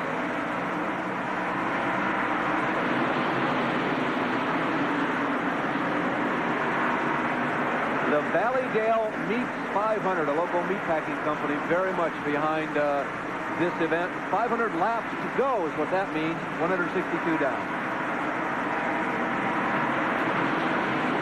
Pole setter Harry Gant runs behind Benny Parsons, ahead of Sterling Marlin. Remember, the G is silent. Marlin and Darrell Waltrip here together on the racetrack. They're running back in, let me see, 14th and 15th. Marlin is 14th and Waltrip 15th. That would put Harry Gant in 13th and Benny Parsons in 12th. Back to the leaders, meanwhile. It's still a Bill Elliott race to this point. Ken Schrader is still in between Elliott and Jeff Bodine running second. And boy, Schrader has just had all kinds of bad luck with tires today. But once he gets a good set on, he runs fast. That's what he's doing right now, is he's staying right up with the leader, Bill Elliott. 2 laps now. And the number 11 car and the 27 machine are side by side. Now Rusty Wallace grabs that spot rather easily, as a matter of fact, from Brett Bodine. And that puts Rusty Wallace third. Maybe he's watching his mirrors. He has seen that Earnhardt has broken out from the pack, and Earnhardt will be trying to put the test to young Mr. Brett Bodine as they go to the high side of the number 67 car being driven by Eddie Bierswall. And there's Earnhardt. Earnhardt will take the high groove down the main straightaway, trying to pass Brett Bodine, going into one. They're side by side. Oh, a crash, a terrible crash up in turn number 1. Well, sounded like a tire let go. Went. Darrell Waltrip is involved. Benny Parsons hit the wall hard, and so did Dave Marcus. Yep. And it did sound like the tire went. Boy, it sounded like wall contact was made. Sounded like Sterling an atom bomb went off. Sterling Marlin was involved, and it did appear as though the tires went before the wall contact was made. I don't know exactly what Darrell hit, but he was not one of the people involved in the primary contact. Benny is sitting in the car, breathing heavily.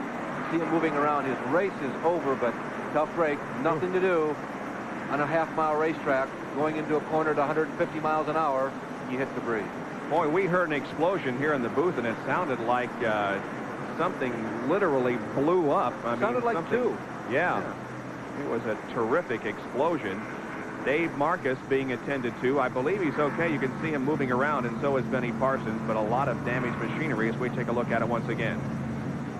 There's the tail end of it. You see Marcus is there right in the center of the screen. Benny is the cherry red car right on the rail. There's Sterling Marlin spinning, and you can see the Waltrip is clipped by Dave Marcus as his car is backing down the bank. The pole sitter, Harry Gant, was who else? I mean, Harry Gant's got to be involved. You see some scraping. A Darlington stripe applied by another car here at Bristol, a Harry Gant. But it doesn't look like there's any permanent damage, and Harry still got a shot here. And another one of those guys involved in this accident, and you say, well, it figures because it's the way his season has been going. Darrell Waltrip was in the wrong place at the wrong time. Yeah, he really was. But, you know, part of that, to a small degree, if you're running up front on a regular basis, that happens less often, and that's the situation that Waltrip's been in for the last decade. There you see the damage to that car on the right rear. He has lost a lap, so an unfortunate set of circumstances for Darrell Waltrip. Bob, we're also getting a report now on the radios that it has begun to rain. Oh. We are 80 laps away from the 250 lap point. If we can go 251 laps, this race could be declared official, but we are 80 laps away. There will be no way that we will run 80 laps under yellow, so got some anxious moments coming up here. Well, the sky doesn't look all that bad. Hopefully it's just a passing light rain shower. We'll find out. So over our average of 8 caution flags per event here at Bristol, because we're already in caution period number 6 with 173 laps completed. This most recent caution period was for an accident down in turn number 1 that involved several cars. Most seriously affected were Dave Marcus and Benny Parsons. Benny took a real heavy shot, and Dave Marcus also clips Darrell Waltrip as Darrell tries to get through. Sterling Marlin is backwards on the racetrack. Richard Petty managing to sneak through. Alan Kowicki hard on the brakes, staying down the bottom. There is Phil Parsons. He takes the high road, and Phil and Alan, who had hood hinge problems earlier, both get through unscathed. Got a lot of cleaning up to do in turn number 2. We're glad to see, however, that Dave Marcus is okay. Here's Jerry. Well, Dave, first of all, are you all right? Yeah, I'm okay. What happened up there? Jerry, as I was going into turn 1, right front tire blew out. Apparently, I ran over something on the track. I didn't see anything and cut it or something, but just as I was entering the corner, just bam, something blew and up into the wall. There was nothing I could do. It's got to be frustrating. You were having one of the best runs you've had in a long time on a short track. It is frustrating. You know, we have Lifebuoy sponsoring us and Helen Ray, and we just seem to try and keep getting it turned around. We keep running good, but we just seem to keep having trouble. But Jerry, we don't give up. We're going to keep trying and get it turned around. Well, Dave, Marcus, okay, here at Bristol. We might mention that Benny Parsons was taken into the infield care center for a checkup, and there's a Marcus car and the Parsons car, what's left of those two cars, being loaded on the flatbed trailers. Dave Marcus led 19 laps of this race. Now, again, the guy that was in the wrong place at the wrong time, just being clipped by Dave Marcus, was Darrell Waltrip, very similar to what he experienced at North Wilkesboro in the most recent Winston Cup race. Well, we had a chance to talk to Darrell earlier in the weekend about driving short tracks. Here was his comments. Any way of telling when that race is going to happen, when it's going to come together? Well, you know, the longer it goes, the less confidence you have. It's a situation. I can think back to 1985. The beginning of that season was disastrous. We were falling out of a lot of races. We were 200 or 300 points behind Elliott, and we went to Charlotte for the Winston and the World 600, and in 2 days we turned around a whole season. So that's what you look for. We look for a day here Sunday that will turn us around. You know, we're hanging by our fingernails right now, and just a win, or it doesn't even have to be a win. I said this last week. We don't have to win right now. Just let us get up there and race for the lead and be competitive. Give us something so we can get a little wind back in our sails. That's the comments from Darrell Waltrip about turning his season around. He also has some comments, Larry, on driving short tracks. Yeah, talking about the concentration level that's required and how much that is as much a part of being a successful race driver as it is the actual physical strength that it requires you to exert when you're going around a high banked half-mile track. Michael Waltrip has just been given the black flag. That's the car running right beside Darrell Waltrip, the number 30 machine. Bob, I thought he had a very interesting comment a week ago, too, Darrell Waltrip. People have said, oh, the team is feuding. You can see Darrell, no top 5 finishes in 1987. But what he said was, yeah, we're having differences of opinion, but we are agreeing together, and we're staying together. Gone back to green on lap number 179. Elliott still the leader, and we have run at this point with 6 caution periods, 53 laps of yellow. Remember, we showed you the graphic at the beginning of the show. That's the average. So this race is well ahead of average as far as caution periods and caution laps are concerned.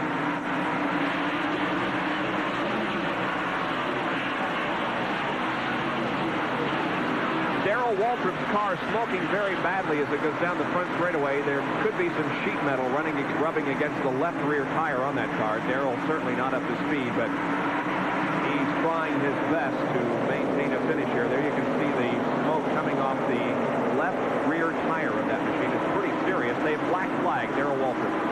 Some interesting moments coming up in this race right here. Now, everybody has been given a gentle reminder, hey, the weather is not perfect.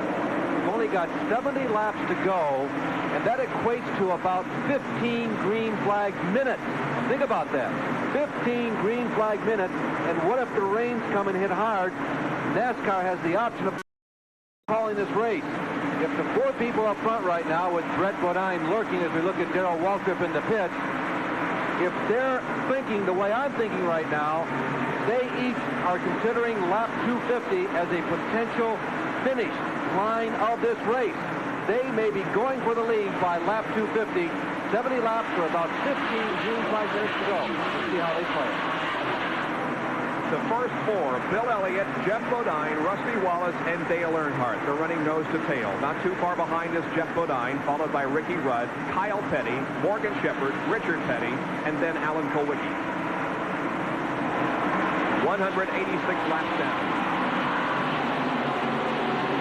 Earnhardt maintaining a 4th. We have a car into the wall. It's Bill Parsons hitting the inside wall on the front straightaway, right at the end of the straightaway. His car has stopped at the exit to the pit area. So this is going to bring out our 7th caution period of the day.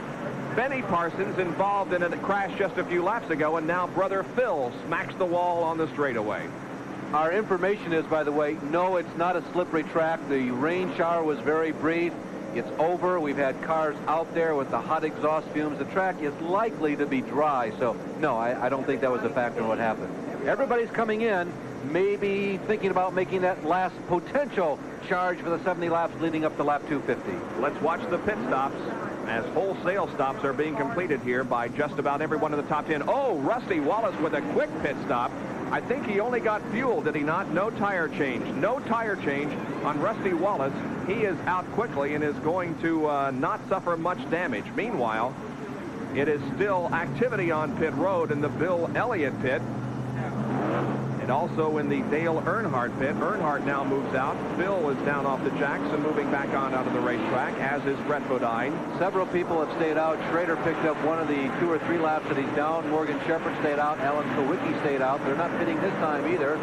Harry Gant is ducking in as we're looking at Dale Earnhardt back out onto the racetrack. There's Kenny Schrader, who picked up that lap we were telling you about. Others who stayed out, Sterling Marlin, Neil Bonnet, and those are the only people. There's Phil Parsons, still trying to work his way back behind the pit wall. Bobby Ellison, he's been out for about the last 20 laps, Bob, half of which have been run under caution. Yeah, he was involved in that crash up there in the first turn, and he was behind the wall for 98 laps, but is back in competition. We're yellow again at turns 1 and 2 after having just taken the green flag for more racing, and Morgan Shepherd now has the lead with Alan Kowicki running second, although he is third in line. Ken Schrader is between Morgan Shepherd and Alan Kowicki. Let's go to the infield where Jerry Punch is with our friend and colleague Benny Parsons, who really took a shot up in turn 1. Indeed he did. And first of all, Benny, you took a heck of a shot. Are you all right? Well, I think I'm okay. My head hurts. You know, when I try to move my head too quickly, I hit the roll bar or the headrest or something with my helmet, and it really gave me a headache. But other than that, I feel fine. What actually happened up there? We have a crash, Jerry. It involves Mike Waltrip. It's a minor crash. I think a tire blew, and Bobby Hillen has blown an engine, and he's got smoke pouring from the rear end of that race car, but we're yellow again. Go ahead with the Benny interview. That's the situation on the track. Benny, what happened up there in turn 1? You know, what happened was evidently it was a piece of debris on the racetrack, and Dave Marcus, who was immediately in front of me, ran over it, and he blew the right rear tire. I heard the boom from Dave Marcus' car inside my car with the engine going, my helmet on. I heard the boom, and I said, uh-oh. And about the time I said to myself, uh-oh, I blew a right rear tire. I ran over whatever else it was that he ran over, and once I blew that right rear, it was over. And, you know, the worst thing about it is that this is 2 cars in 3 races that Harry and the guys have had to take back home. And, you know, I'm sure that the Folgers people have got a lot of money, but this is getting to be expensive. Well, Benny Parsons, 2 cars are gone, but the driver is intact, and we're happy about that. All right, thank you, Jerry. Boy, a lot of things are going on here. The number 7 car of Alan Kowicki has been black flagged, and it's a situation similar to one earlier involving Dave Marcus. Failure to really slow down on the yellow. Mike Waltrip spun in the backstretch. Bobby Hillen blew a motor big time because there was fire coming from out underneath of that car. He's on the backstretch. So a lot of things going on here during our 8th caution period. Hillen's situation did not appear to be a blown engine, by the way. There's Mike Waltrip, who spun coming out of turn number 2. He's been given the black flag because some debris was apparently spied dangling from the machine. It's an interesting judgment call on these black flags that have come out to tell the leader to slow down. Now, they moved Marcus to the back of the pack. Alan Kowicki, they did not force him to the back of the pack that time, but now apparently maybe it's stop and go. Yeah, they've gotten through to him on the radio because Alan is ducking into the pits. He is the only car among the leaders who's coming in the pit. Remember, we just did pit about 3 or 4 laps ago. They're taking the opportunity to make a few adjustments, check the car over, make sure everything is okay. But a black flag apparently for racing around to the yellow. And I say it's an interesting judgment call because you have that gentleman's agreement where if you're racing for position, you're allowed to go hard to the line. But if you're not racing for position, they like you to slow down when that yellow comes out. So now the number 44 car of Sterling Marlin is the leader. He is our 9th different leader. Cars are in turn number 1, but they have just taken the green flag on lap number 199. We are 51 laps away from the halfway point where if we get rain, we'll stop. Or at least NASCAR has the option of stopping the race and calling an official one at the 251 lap mark. Sterling Marlin, the leader. Right behind him is Ken Schrader. Schrader still 1 lap down, trying to make it up. Remember that twice today, Schrader has been leveled by tire problems. He has been as many as 2 laps down twice, and now he's just 1 car length from being back on the lead lap. So Ken Schrader is going to run hard. And right back at Ken Schrader is Rusty Wallace, and he is really moving. He was 5th when the green flag came out, and he is already up to 2nd position now. And Dale Earnhardt follows Rusty by on the low side, passing Morgan Shepherd. And Earnhardt is thinking, he's trucking. You can see him fighting that car. Dale Earnhardt is standing on the button. He wants to get Rusty Wallace, getting to the point in the race where there's a psychological advantage to putting a pass on the guy under green right now. Came in under caution. Remember, they did not change tires. They came in and took fuel only. The reason? Barry Dawson says they're getting excellent power wear from their Goodyear tires, and they're concerned about the weather. They want to stay up front and try to go to the lead and lead now. They told Rusty, okay, go ahead, save nothing for the end. Push the car. Push it as hard as you can. Get to the front because it's liable to rain in the next half hour, possibly 45 minutes. Well, I guarantee you he is pushing that car now, but is having no luck at all, shaking Dale Earnhardt. Earnhardt goes high in turn number 2, and Earnhardt, it appears as if he may have the faster car if he can get that line and the opportunity to pass. Earnhardt is the faster of that duo, but Sterling Marlin, we haven't seen this at all today. Meanwhile, he is maintaining an advantage over the 2 of them. Dale Earnhardt and Rusty slips in the number 1 corner, and Earnhardt, like lightning, flashes by. Earnhardt moves to 2nd now, dropping Rusty back to 3rd. Morgan Shepherd is 4th. 5th position is Bill Elliott and Neil Bonnet as they race. The report is it's raining once again. Now, NASCAR officials will be watching this situation carefully. It's a lot more critical on a high bank track like this than on a flat track. Marlin holds the advantage right now. There is Ken Schrader. He senses the rain. He'd like to get the lap back. Schrader steers around J.D. McDuffie. Not this lap. Watch Kenny Schrader. Remember, if he could pass Sterling Marlin, he's on the lead lap.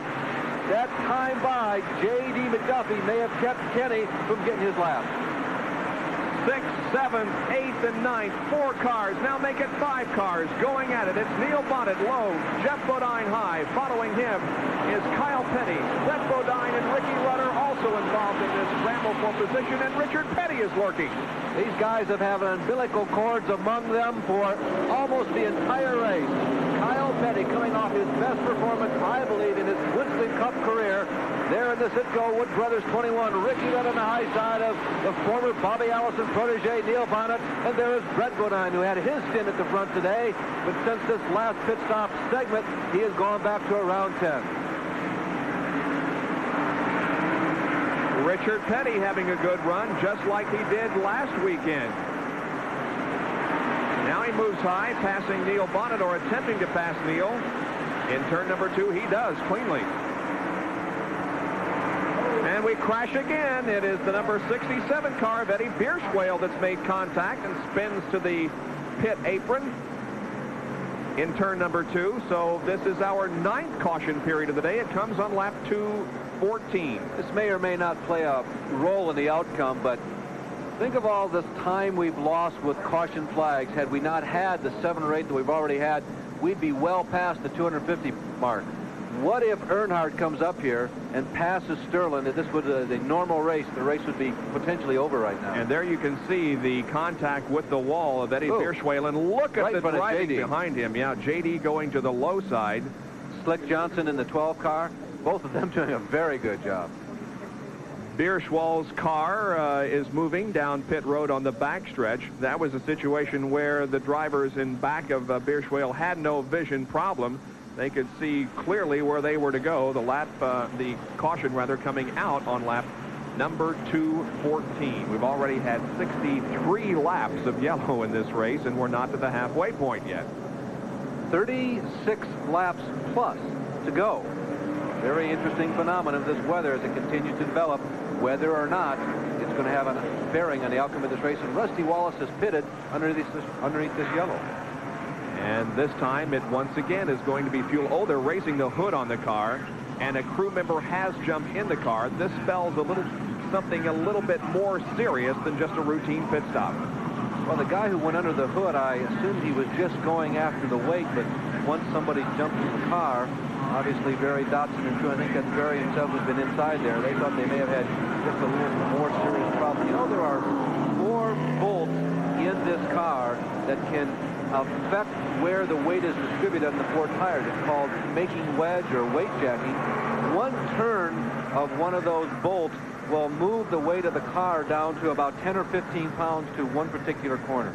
Rusty, this is Bob Jenkins again. What's the problem? Well, we got a mister all of a sudden. It just developed. We just changed ignitions. Hopefully that fixed it.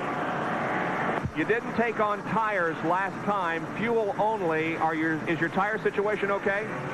Car's handling perfect. I just hope the motor's not messing. We just changed ignitions and hopefully that'll fix it. We'll find out this time. All right, we'll go back to green next lap. Best of luck. Let's go down to Jerry Punch, who's with Richard Childress, owner of the Dale Earnhardt car. Richard, NASCAR was checking with you just a couple laps ago about the rain, a little bit of a drizzle. What did they ask you to do? Check with Dale? Yeah, they just asked me to check with Dale on it, and, you know, he was busy racing. He couldn't come back and comment, but if it would have been real wet, I'm sure he would have hollered at me. Well, NASCAR always concerned about safety. They went to this car owner and a couple others and said, ask your driver, has it wet out there? How are track conditions? Apparently the driver seemed to think it's okay. It's a light drizzle right now, and the track is dry. And we are about to go green once again with Sterling Marlin shown as the leader, but Dale Earnhardt is right behind him. Let's see how much muscle Marlin has here and see if he can hold off Dale Earnhardt. Once again, Ken Schrader positions himself between first and second as Ken continues to try to make up the lost lap. Another driver that talked very confidently going into this race yesterday was Sterling Marlin. He said this was, he thought, his best opportunity to win a race in a long time. He is leading at the moment. You'll recall he also ran well here 2 years ago at Bristol.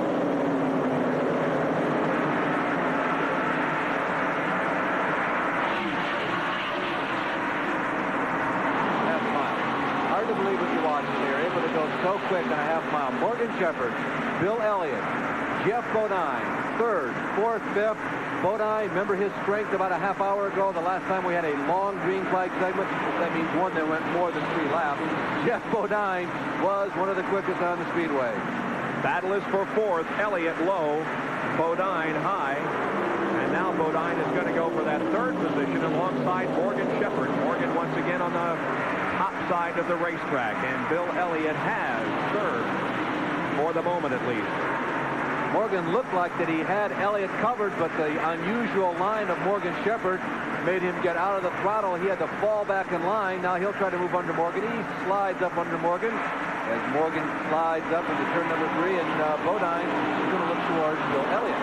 Guys have lightened up once again. I don't think there's an immediate threat of rain, at least a hard rain, that's going to stop things. So we're going to continue to race here. 223 laps when we complete this time down.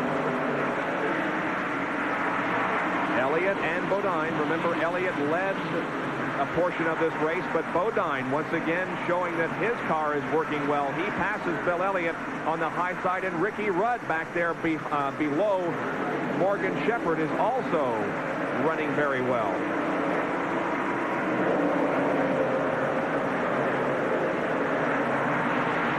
And there we have the battle for the lead as Earnhardt has gotten around the lap car of Ken Schrader, and now Earnhardt is right behind Sterling Marlin.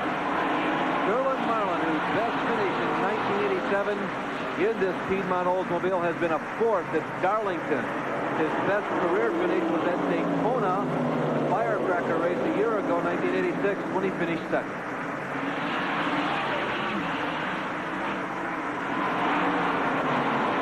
Oldsmobile against Chevrolet. The Piedmont Olds driven by Sterling Marlin, and the Chevrolet, of course, by Dale Earnhardt. The Ford of Ken Schrader is behind Earnhardt, but he is not on the lead lap. Dale Earnhardt, who despite the incredible success of 1987 says, hey, I'm not on the ragged edge. They've done a very good job this year. There's a look at Sterling Marlin and Dale Earnhardt. They've done a very good job this year of not only physically preparing the car, but psychologically they've handled the situation very well. They don't have everybody else psyched out, but they do have the people wondering. They're the first ones seemingly to close up shop on a practice day on a Thursday or Friday. And the first ones to take a day or two off in the shop back home. They go out with a great deal of confidence and practice.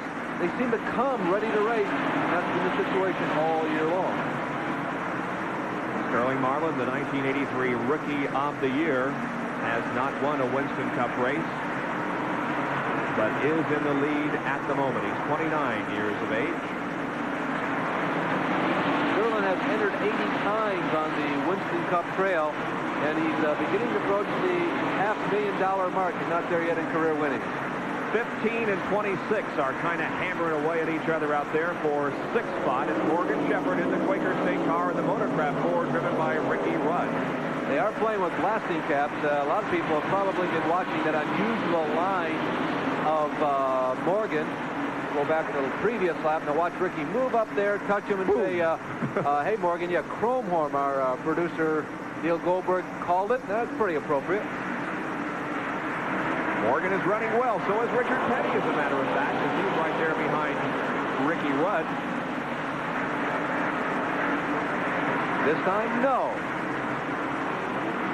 Ricky just takes a look down there, tries to stay as close as he possibly can to Morgan. This time, Ricky dives down, drives in, pile drives into turn number 4. Will he have enough momentum? Maybe coming out of 2 will be his best shot as Morgan drifts high. Rudd gets a little bit of advantage. Bump right there down the backstretch. Rudd will try to hold his line going to 3. Halfway through the corner, Morgan's going to slip to the high side. Rudd will go to the low side. He should get him coming out of 2 this time around. Of course, remember, if you were with us yesterday, live here on ESPN, Morgan Shepherd won the Busch Grand National race. And he is running well in that Quaker State car this afternoon. The Quaker State car owned, of course, by drag racer Kenny Bernstein. 13 cars are on the lead lap. The last car on the lead lap in 13th position is Harry Gant, the pole sitter, who's not been with the program all day long.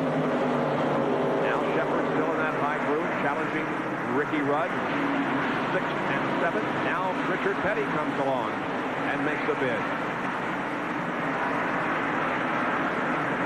So while that racing is going on, we'll show you the leaders once again, and it is still a Sterling Marlin race, followed by Dale Earnhardt. And Ken Schrader keeping right up with the leaders in his quest to get on the lead lap.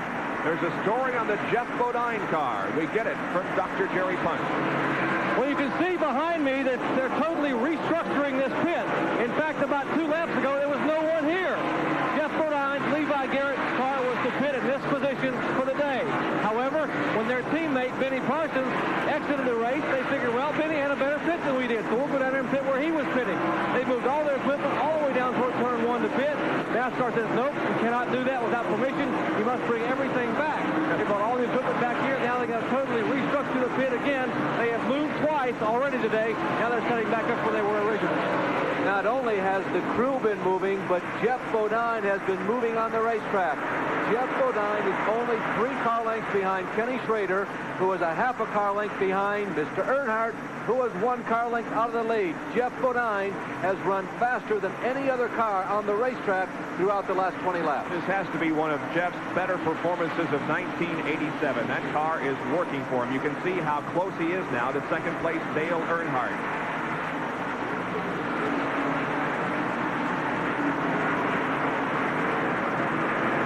Bodine sneaking into the picture on the right side of your screen.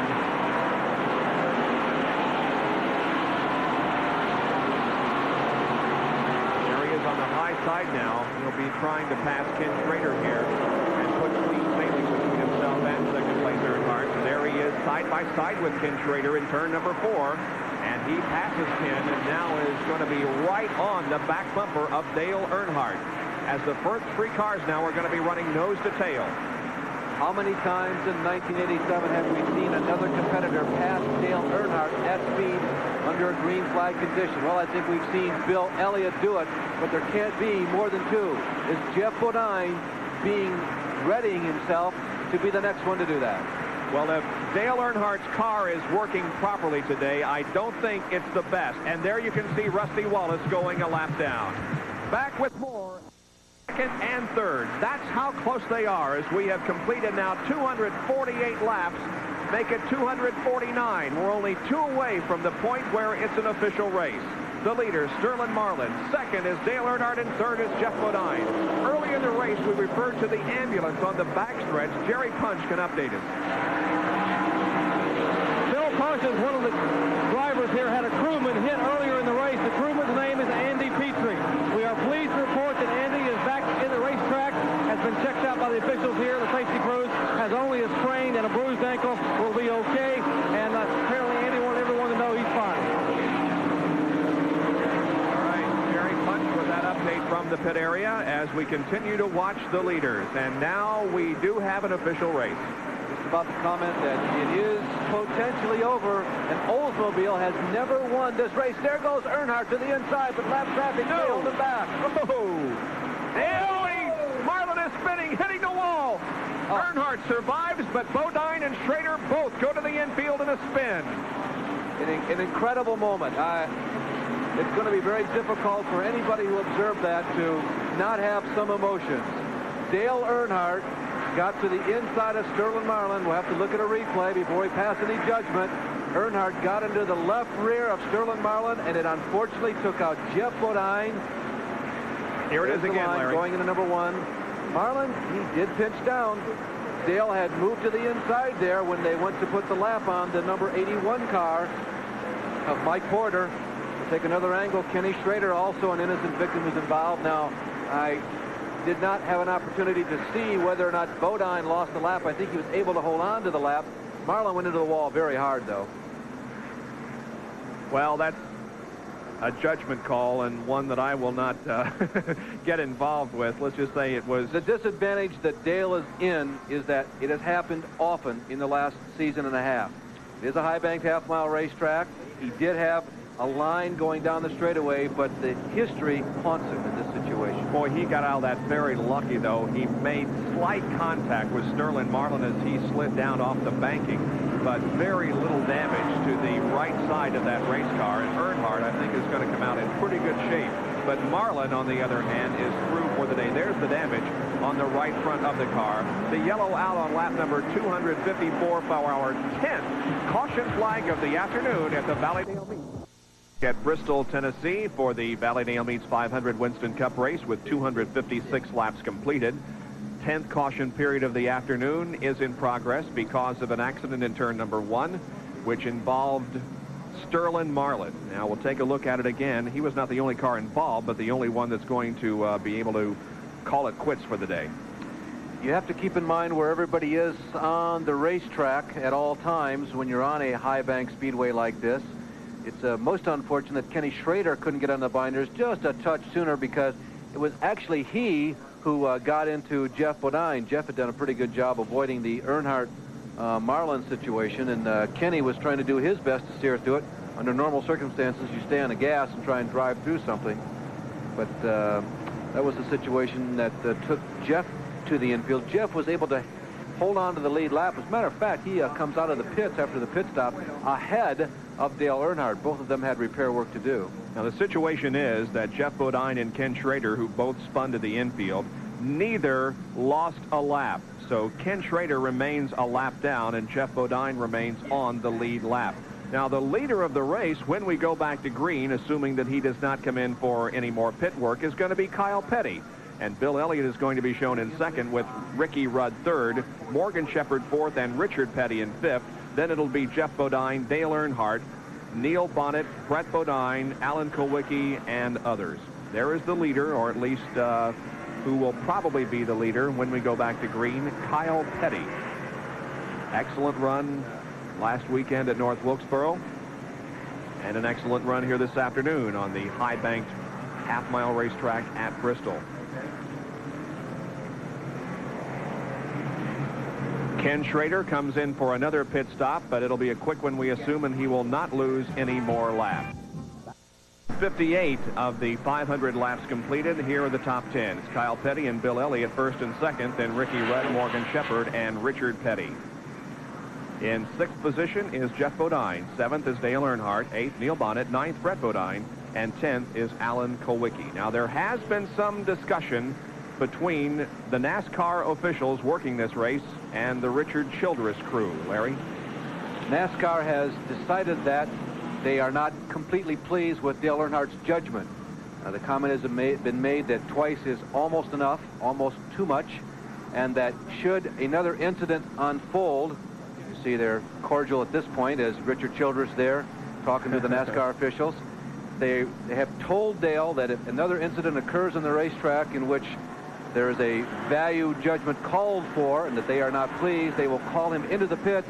There's a possibility that Dick Beatty, who was watching this race from the tower here on the outside of the racetrack, would go across the track under yellow and have a personal conversation with Dale. There is Earnhardt on the racetrack as we remain under yellow. 261 laps completed and our 10th caution period of the afternoon. Well, there are ominous skies, but our most concerned with safety here at Bristol International. NASCAR Winston Cup stock car racing has a tremendous safety record. We've all seen drivers somersault at 200 miles per hour end over end and yet walk away completely unscathed. How do they do it? Well, let's find out. There are three primary safety endeavors that NASCAR has built into these race cars. One, to make sure that the driver's compartment stays completely intact. Number two, to make sure the driver stays within that compartment. And number three, to make sure that if a driver is injured or an accident occurs, he can be removed from that race car very quickly and safely. Let's take a look at the three primary safety areas. The driver's compartment, completely surrounded by a steel reinforced roll cage to protect the driver. These metal bars on roof, front, and side will keep the motor or rear part of the car from coming in on the car, forming a safety perimeter here where the driver sits. Now, keeping the driver in this safety compartment, a 5-point seatbelt hookup, a padded reinforced seat, and most importantly, just a couple of years ago, the window netting was added. This clamps here along the side door to keep the driver's arm and head from flying or flopping around in the window when the car is somersaulting on the speedway. Now, how about getting a driver out of the car quickly and safely? Safety crews are responding very rapidly. They come to the car. They try to get the driver out. Maybe the car is bent. The steering wheel usually in the way. No problem anymore. They simply pull this little clamp, lift the steering wheel off, drop it out of the way, and the driver can be easily lifted from the car and taken to the ambulance. One final point. Last year, NASCAR required a special shutoff for all electrical current. If the safety crews come to a car and it's still running, maybe the driver is unconscious, they don't know which switch to hit here on the panel to cut the car off. Now all cars have this shutoff switch right here. They simply pull the switch, shut it off, and all power to everything in the car will cease. Safety features required on all Winston Cup cars certainly can save injuries and possibly save lives. Well, I'm sure it saved an injury on the Sterling Marlin machine as he went into the wall very hard in turn number one. Let's go down to Jerry Punch, who's with Sterling. Well, Sterling, first of all, you were having a super run, but we want to ask you, are you okay? Yeah, the car hit real hard, and I'm all right, and, you know, the boys really done a good job here on the car, and, you know, it's just an unfortunate thing happened, and, you know, we'll back up and get them next week. Let's take a look at the replay. You tell us what happened. Here you are going into turn one, leading. Well, it looks like, you know, you can see it. He definitely turned me around, and you know, it's unfortunate. The car's running real good, and the boys had worked real hard on the car all week, and you know, what can you say? What were Dale's options there? You think he could have stayed out of you possibly, or did he have anywhere to go? Yeah, he could have. You know, he could have definitely stayed out. You know, if you see a man up beside you at your door, he's there. But you know, a deal like it is just you know, it's backyard Saturday night racing. Well, Sterling, sorry to see you out of it. A brand new race car now totally destroyed here at Bristol, and better luck next time. Okay, thank you.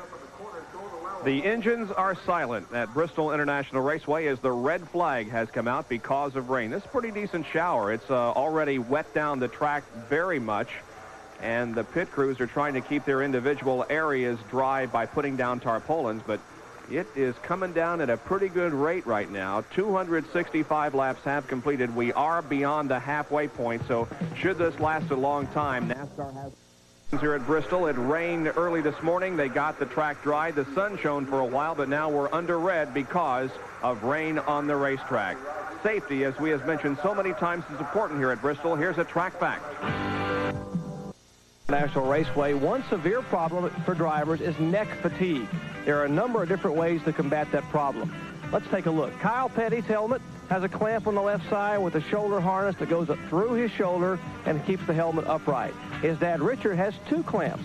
One on top of the helmet that attaches to a clamp beneath the roof, and this strap which attaches to a belt down beside the seat. Sprint car driver Kenny Schrader found that when he flipped the sprint cars and rolled them, that this was helpful. A cervical collar that took up the space between his helmet and his shoulders is also helpful here at Bristol. One other variation, simply welding a plate beside the seat that the helmet can rest against. This plate keeps the helmet from moving over to the right side. Terry Labonte uses it, Bobby Hillen uses it, and many other drivers. It's very effective to combat neck fatigue here at Bristol. The spectators are bringing out everything they can think of to keep themselves dry. Umbrellas and pieces of plastic and whatever, because it's raining pretty good here and the track is very wet. They're bringing out the trucks to help dry it. They are also bringing out a lot of their emotions. A lot of booing and hissing going on as selected drivers exited their cars. And I will tell you, it was not Darrell Waltrip. Well, let's go down to Jerry Punch, who's with the man, perhaps we should say, in question, Dale Earnhardt. Well, Dale climbing out of the car. Dale, the comment we got to make first is, tell us about the connection between you and Sterling Marlin up there in turn one. Well, I've been running him pretty hard there for about 10 or 15 laps, and I about burnt my brakes up stopping in the corner for him. But I got under him a couple times, and he chopped me back off. But, you know, I was under him coming off before, and then when we got down to the corner there, a slow car was there. Well, I was in the brakes and tried to get out of there, but, you know, I didn't get off of it, you know, getting the brakes hard enough, I don't reckon, because the slow car sort of come up, and Sterling came down and pinched, you know, clipped the left rear of his car and spun him around. Got us in the wreck, too, so put us back. But, you know, things like happen at Bristol. You know, it got a little tight down there, and that's the way it goes. How bad is your car hurt? Well, I don't think it's hurt, really, just sheet metal. We had a flat early in the race, and it put us back, and we was having a race through that traffic. We hadn't had that flat. I think we've been way out front not worrying about it. Well, Dale Earnhardt here at Bristol. So that's the comments of Dale Earnhardt. We just have received a weather update. They have radar that they check with, and this thing is about 15 miles wide, and so it's going to be around, I guess, for a while. Let's talk about who has been deposited in the lead. Remember when there was a big wreck at Richmond a couple years ago? Involving? Several people slithered through. Darrell Waltrip and Dale Earnhardt were without two principals in that. Joe Ruttman had a chance at winning. The winner was Kyle Petty. He's got one career Winston Cup win, and guess who the leader is right now? It's Kyle Petty. The Wood brothers have never won here at Bristol. We hope that the weather conditions are a little bit better in Rio de Janeiro. When I went down there a couple of weeks ago, it was hot and humid, but it has been raining down there. We hope that they receive no rain for the first Formula One race of the year, the Brazilian Grand Prix. And ESPN's coverage of that event will be coming up right after our live presentation from Bristol. The Williams cars were the hot qualifiers. Yeah, they really were. The Bennettons looked very good, both of them qualifying in the top six, and particularly pleasing for Terry Boutsen. A nice man. There are a lot of people who feel that his true potential has not been shown completely yet, and this may be his best chance. He thinks it is. Well, Bristol International Raceway has been a venue on the Winston Cup series for many, many years. And even though it's raining here, we can hope we can have some racing resuming this afternoon. In the meantime, here's a Grand National memory.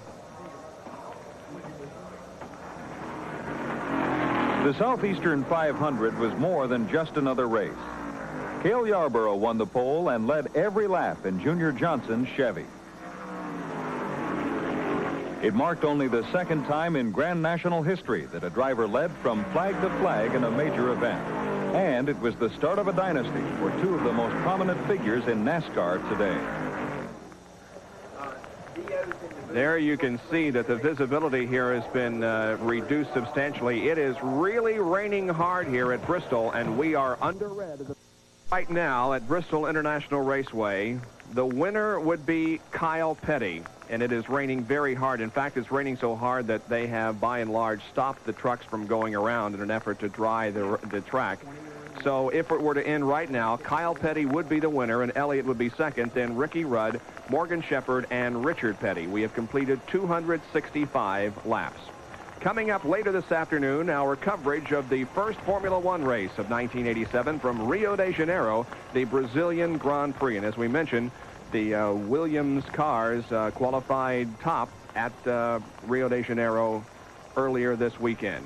Now, the special Speed Week Formula One preview is going to be coming up in just a few moments, so we hope that you'll stay with us for that. There's nothing going on here at Bristol, but we will keep you updated throughout the afternoon. So stay tuned in just a few moments now for a special Formula One preview, a special Speed Week 100 at Bristol International and that. And it's been an exciting race to this point. Now, one very significant development in this race was the crash involving Dale Earnhardt, and at that time, the leader, Sterling Marlin. Bob, it really was. It was the second incident that Dale had been involved in today's race. Coming down the front stretch here just before this red flag caused by rain, you can see it looks like Dale has a little bit of a line. Sterling takes what he believes to be his normal line going into the high bank #1 corner. The cars come together. Dale's right front, Sterling's left rear.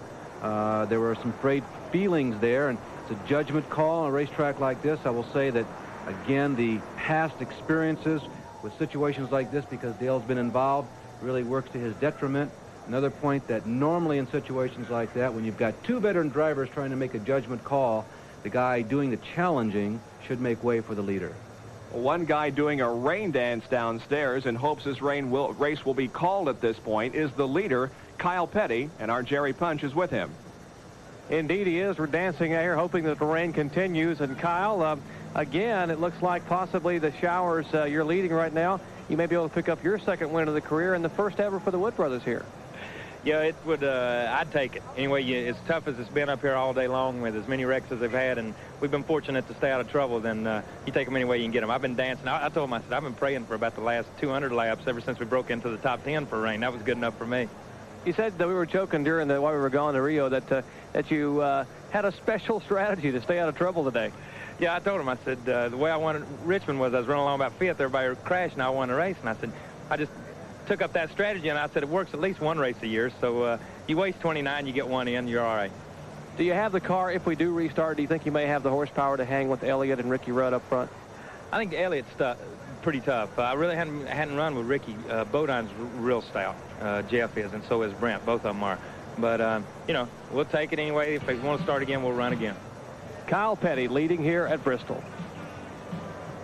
However, it continues to rain, although the skies are beginning to brighten just a little bit. It's still raining, and the track is very, very wet. So I don't know whether we're going to have racing here or not, but we will update you throughout the evening.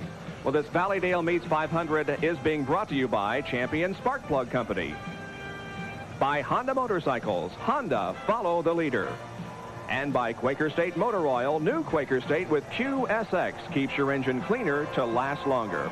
So we'll continue to update you here on the weather conditions at Bristol International Raceway. In the meantime, let's go to our coverage with Jackie Stewart, Jerry Garrett, and John Bisognano, Formula One in Rio de Janeiro. We'll be back to update you throughout the afternoon.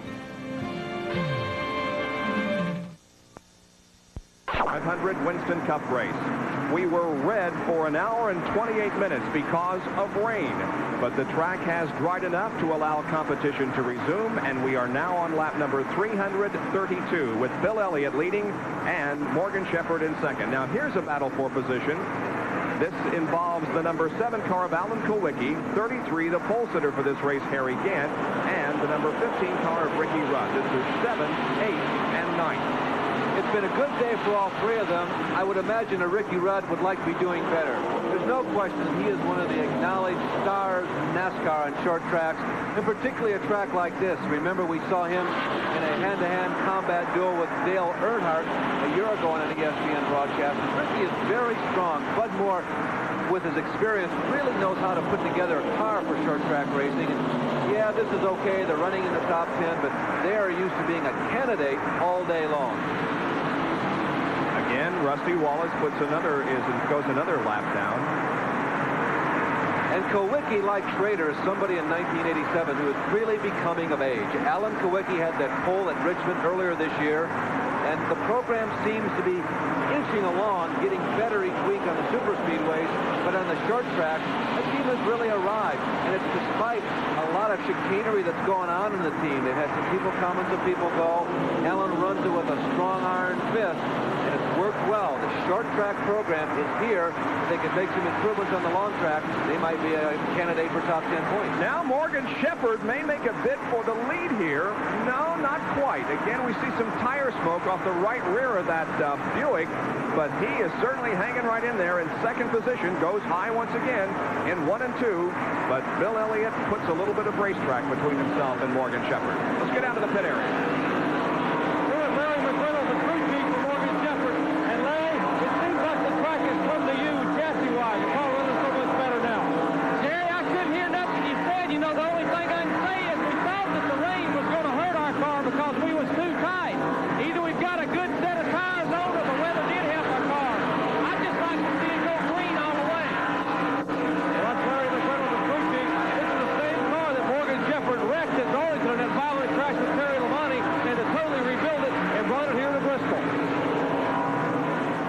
Bob, our best guess, should this race go green all the way, there's Elliott getting anxious, moving through slower traffic. And it's hard to assess because we had a 20-minute yellow flag period which began this segment of the race. But our best guess is that most of the top contenders can go to about lap 420 before they have to stop again. Morgan really giving Bill the once-over. Now, that is with the exception of number 11, Brett Bodine, and 3, Dale Earnhardt. They may be able to go 10 or 15 laps longer because they pitted after the rain delay. All right, we're seeing some tire smoke off the right rear of the Morgan Shepherd car now and then, not every lap, but occasionally. There's a little right there. Does that mean, Larry, that he's extensively wearing down that tire, and will it play a factor later in the race? Normally not. Depends on how long he keeps this up, and if we get an opportunity either for him to pit or a yellow flag in there. But normally the tires, the modern tires, they can take a great deal of abuse. It is not the best situation. And Morgan right now, boy, he's all over Bill. It looks like this is going to be a lap. He'll have a chance to take the lead. Oh, and Morgan got him because of Darrell Waltrip. Waltrip was a slower car, got in the way, and Elliott had to slam on the brakes, and Morgan Shepherd had the line, so Shepherd becomes our third, make it the 12th different leader of this race. We have had 13 lead changes. Now, if smoke continues to pour from Morgan's wheels, that means that something is just not right in the setup, and that could be a problem. And here comes Earnhardt. Earnhardt is on the move once again. Dale is passing the 43 car of Richard Petty, moving into 6th position.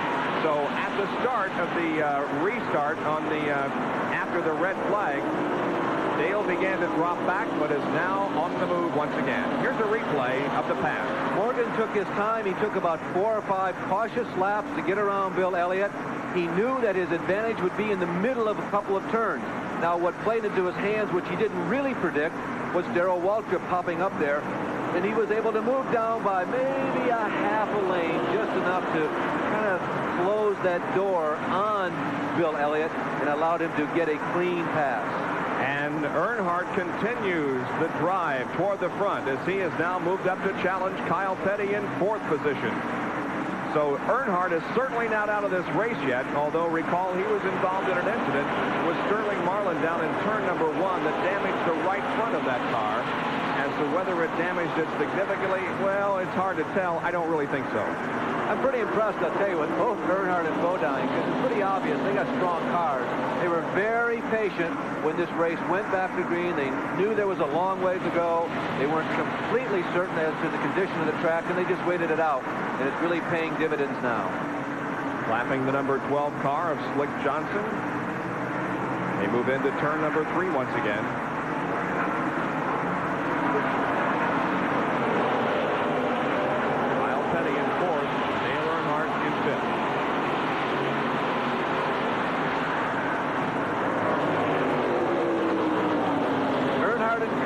Remember last week at North Wilkesboro, this is the duo that came down near the end of the race. It was going to be between the two of them, and Dale was able to slither by and won his 4th event of the 1987 season. With 148 laps to go, the lead is held by Morgan Shepherd, who won the Grand National race here at Bristol yesterday. In 2nd position is Bill Elliott, who's being taken high by Brett Bodine, but now Bill gets safely by. We'll return to Bristol for 54 out of 500 laps completed. The leader, Morgan Shepherd. Bill Elliott second, Jeff Bodine third, Kyle Petty fourth, and Dale Earnhardt in fifth. And there is how close it is between first and second. Morgan is perhaps the newest $1 million club member. We mentioned Jimmy Means earlier in this broadcast. Morgan has $1,015,000 to his career winning total. And that last win was in Atlanta a year ago. He's won twice in his 160 starts in his Winston Cup career. He's having a strong day. Bob, you know, I'm aware that one of the things the crew has been talking to Morgan about, we'll come back to that story in a minute. Here comes Earnhardt. Earnhardt has the edge this time, and Dale Earnhardt moves up a position. He goes underneath Kyle Petty. Well, he is definitely on the move. There's no question about that. The big question is it Bodine, that's Jeff Bodine, or Bill Elliott, or is it Morgan Shepherd? None of the four of them has shown the superior strength that this man, Dale Earnhardt, has shown in races up to this season. Both Bodine and Earnhardt are creeping up, but I'm not completely convinced who is the strongest of that quartet. Petty moving high, passing Brett Bodine, who again is substituting for the ailing Terry Labonte. Up front, it's still Morgan Shepherd and Bill Elliott. We're going to time this next lap by Morgan Shepherd and give you an idea of the pace being set in this race. Bob, they have had discussions, the Bernstein, Larry McReynolds crew with Morgan, about patience, about trying to think almost as much as you flex the muscles during the race. They have felt that maybe their exuberance has been something that has caused them some problems. And Morgan has been patient. He's been running up near the front, but he's had not a cautious day, but one that's been a steady pace. 17.9 seconds. That translates to a speed of 107.19 miles an hour, and the pole-setting speed was 115. Now we're going to try to time Earnhardt, who is running back in fourth place, to see if he is faster than the leaders. There he is. I think you'll find his times are a little faster, but the biggest question we pose, the one who among the first four is the fastest, is going to be if he and Bodine get out together, because Jeff's the other guy who's ascending. The clock has started on the lap. We're following Dale Earnhardt.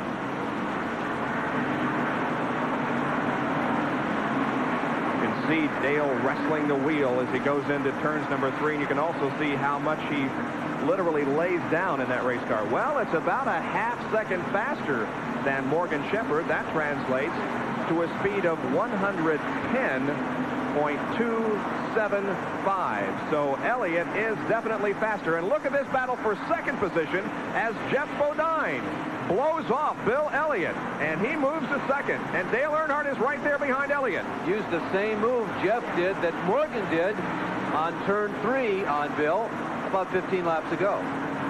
Boy, we have just seen some great racing all day long, and it is not over by any means. There's the leader, Shepherd. Now passing through is Jeff Bodine. In third is Bill Elliott, and fourth is Dale Earnhardt. Back in fifth position is going to be Kyle Petty, then Richard Petty, and Harry Gant. Right now we are shining through the window, the 140 laps to go window. That will mean that everybody is going to be on even footing for fuel. Everyone will stop one more time, and once they've gotten past this 140 laps to go, that means everybody will be able to go the distance. Bill Elliott falls to fourth as Dale Earnhardt takes over third spot, and we are just seeing once again what we have seen from Dale Earnhardt literally all season long. He is just putting on a tremendous driving exhibition and obviously has a very well-handling and fast race car. In the last 14 Bristol races, Dale Earnhardt has had 7 top 4s. So when he finishes a race here, he finishes close enough to be considered a real threat to win. This was a track that his very first Winston Cup career win came on here at Bristol.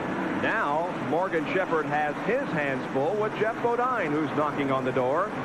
The leader is moving through some slower traffic. The number 18 car of Dale Jarrett is right ahead of the leaders. They'll probably put a lap on him as they go out, probably out of turn number 4. Rusty Wallace there making another pit stop. You know, despite the fact that Dale Earnhardt appears to have the fastest car, he has led only 12 laps so far today. And you remember he did lose a lap early in the going. Every time that he has gotten up near the front, something has, I guess they call them grumblings, don't they, has popped up. Some perhaps of his own doing, look at and this. he may have a shot at Jeffrey this time. He's down to the inside of Bodine going into turn number 3. Let's see how he handles it. Again, slower traffic ahead of these first 3 cars. Coming down the straightaway again, Earnhardt is on the inside, but the number 81 car, driven by Mike Potter, is kind of holding things up. DK is in the lane here. DK is right in front of Morgan. Oh, they're moving around Bobby Allison. Okay, good move, DK. That was the right one to make. Now he moves down low. Well done, Mr. Ulrich. Well done.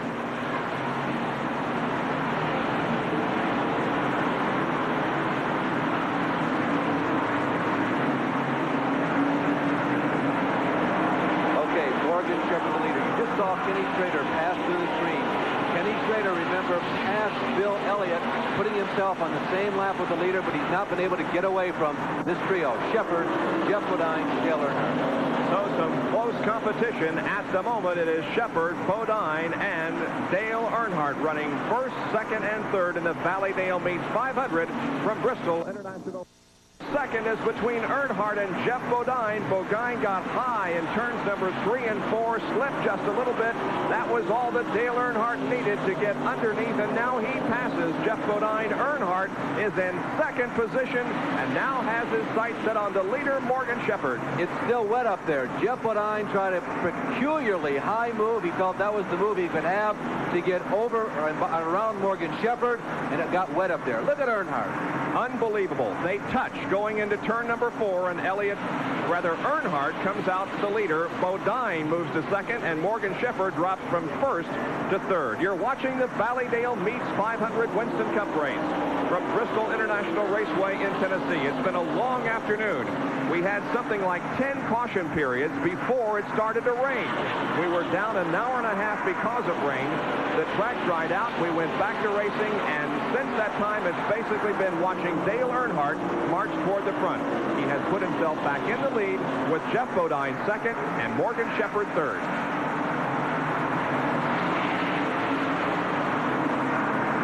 Now battling still the Petties. It's Kyle and Richard. And this is for 5th and 6th. Kyle has never had a top 5 finish where he's residing right now. Here at Bristol, he was 9th and 30th a year ago. He had one, did not finish. The 9th place, of course, was he was able, the spring race, he was able to stay. Oh, and Richard's in the wall. Richard bumps the wall coming out of turn number 2. Got the car up too high and bumped the wall, but I don't think it hurt him at all.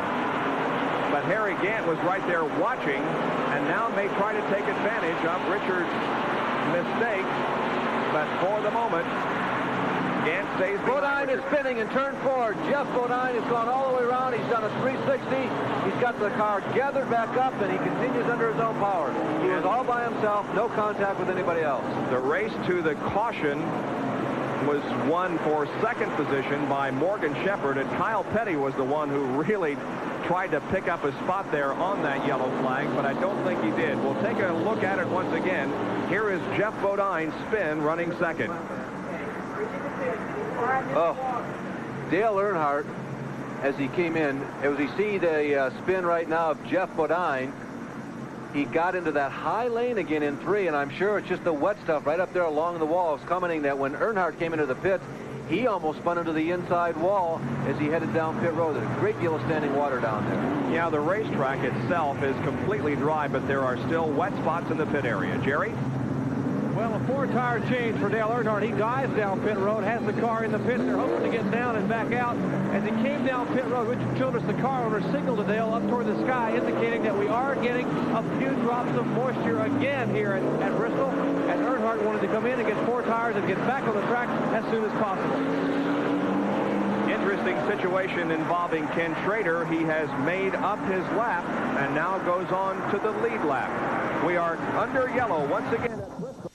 Jerry Punch back at Bristol International Raceway. Here are the top 10 at 407 laps. Earnhardt leads. Elliott is second. Richard Petty third. Jeff Bodine fourth. Ricky Rudd runs fifth. In sixth position is Kyle Petty. Seventh, Ken Schrader. Eighth, Morgan Shepherd.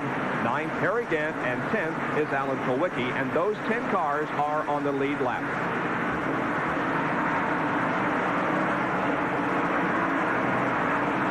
In fourth position, holding on, but just barely, is the number 5 car of Jeff Bodine, which spun a few laps ago, and he is being challenged for that fourth position by Ricky Rudd. It looked like that Bodine was set to be one of the 2 fastest cars in the track about 50 laps ago. I really thought this race was going to come down to between Earnhardt and Bodine, but he has backed up, and Ricky Rudd, we mentioned how strong he is on these short tracks. Oh, and Richard Petty spinning down the backstretch, losing control, not spinning, but sliding. Richard losing valuable ground in at least 3 positions to Jeff Bodine, Ricky Rudd, and son Kyle. Richard was loose 2 or 3 laps ago up there, Bob, coming off of turn number 2. He did lose some positions, but not all that much damage as he stays in the top 10. Rudd challenging Jeff Bodine once again. Remember, Jeff spun in this area of the racetrack in the high groove a few laps ago. This time he maintains control, and not only that, but maintains position. Some excellent racing going on, and you got to say, if Earnhardt was not in this race, this would be terribly exciting. It's still pretty good because things are happening from 3rd, 4th, 5th, and on back. But once again, Earnhardt is just in a league, more than a class. He's in a world all of his own. Dale Earnhardt, with 85 laps to go, has just about a 2-second lead on Bill Elliott. Then this battle involving Jeff Bodine, Kyle Petty, Ricky Rudd, and Richard Petty. And watch for Kenny Schrader. He's not too far behind this group. We just stay right on it because he's a-coming, and he's going to make this a 5-car tussle in just a few moments. Well, if I had to vote at this point in the race for the driver of the race, I think my nod would have to go to Kenny Schrader. I agree with that. Yeah, because twice he's been 2 laps down because of tire problems. And through no fault of his own, he just had punctures. The air went away, and he's battled back and got back on the lead lap. Still here within 100 laps from the finish. This group approaching some slower traffic now. Let's see how things go. Clint Johnson is right ahead of Jeff Bodine as the Pettys once again race side by side. Boy, that little incident there in the backstretch in which Richard got a little sideways did not bother him. He is on the money once again. No, when you logged as many miles and as many starts as Richard has, something like this is just a routine day at the office. He stays in the throttle. He gets off the throttle, coast a little bit, but as soon as he gets it pointed in the right direction, stands right back in the throttle hard and falls back in line. Single file now. Well, not anymore as Ricky Rudd moves to the inside of Jeff Bodine, crossing the start-finish line. Bodine, Rudd, Petty, and Schrader. Once again, Rick making a bid for that spot.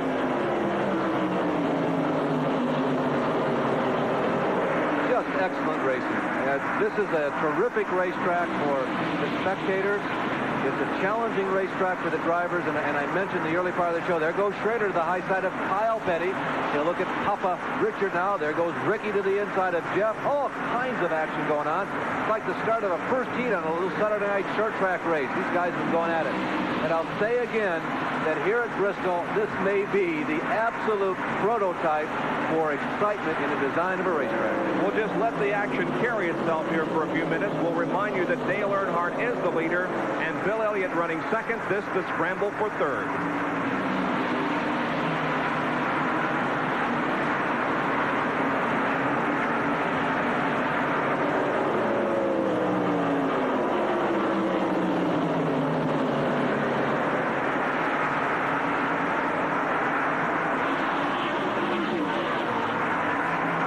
That little incident involving Petty may have made him mad, Larry.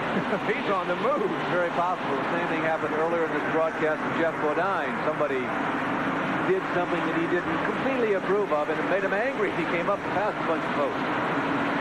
Kenny Schrader's best career finish was at Darlington a couple weeks back when he finished 5th.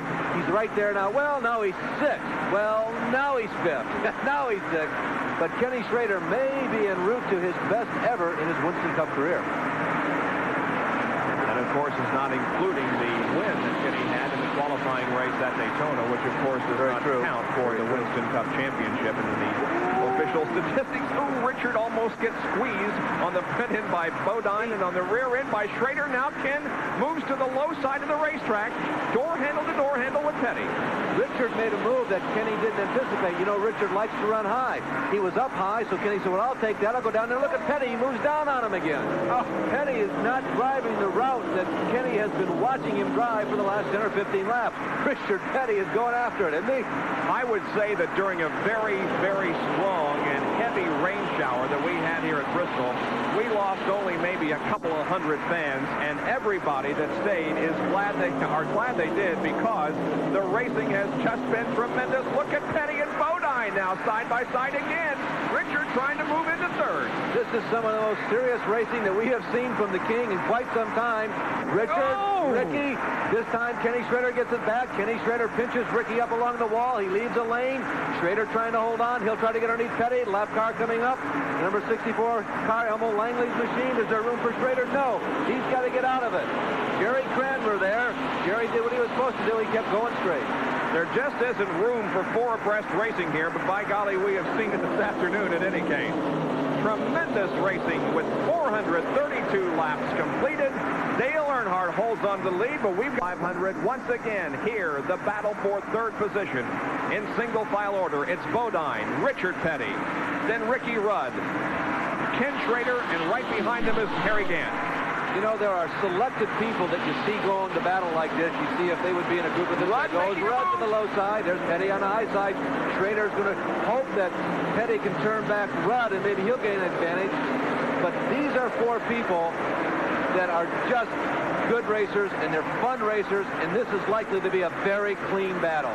This is just outstanding racing. Now Petty goes back down. We're going to restart the helmet dash. It's Petty on the pole. Jeff Bodine on the outside pole. In third, Ricky Rudd in the fastest qualifier. Ken Schrader. And Schrader gets inside. He gets into the side of Jeff Bodine.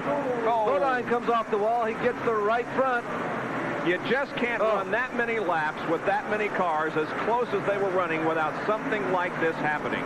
And unfortunately, the man who comes out on the short end is Jeff Bodine.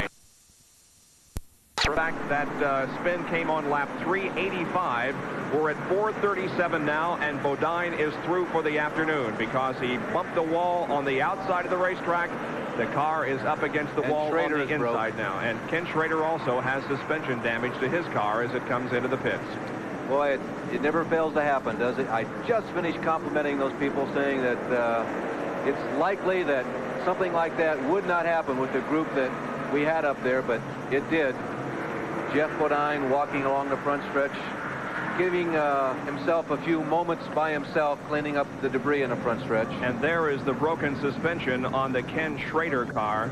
Look at the mess that car is in. Here's a replay of what happened. Now, it's going to happen up front. It's going to be Bodine and Schrader. Now, the question you have to decide in your mind is, did Schrader have the line, or did Jeff Bodine come down on Schrader? Petty is going to move by. Schrader says, there's an opening. I'll go for it.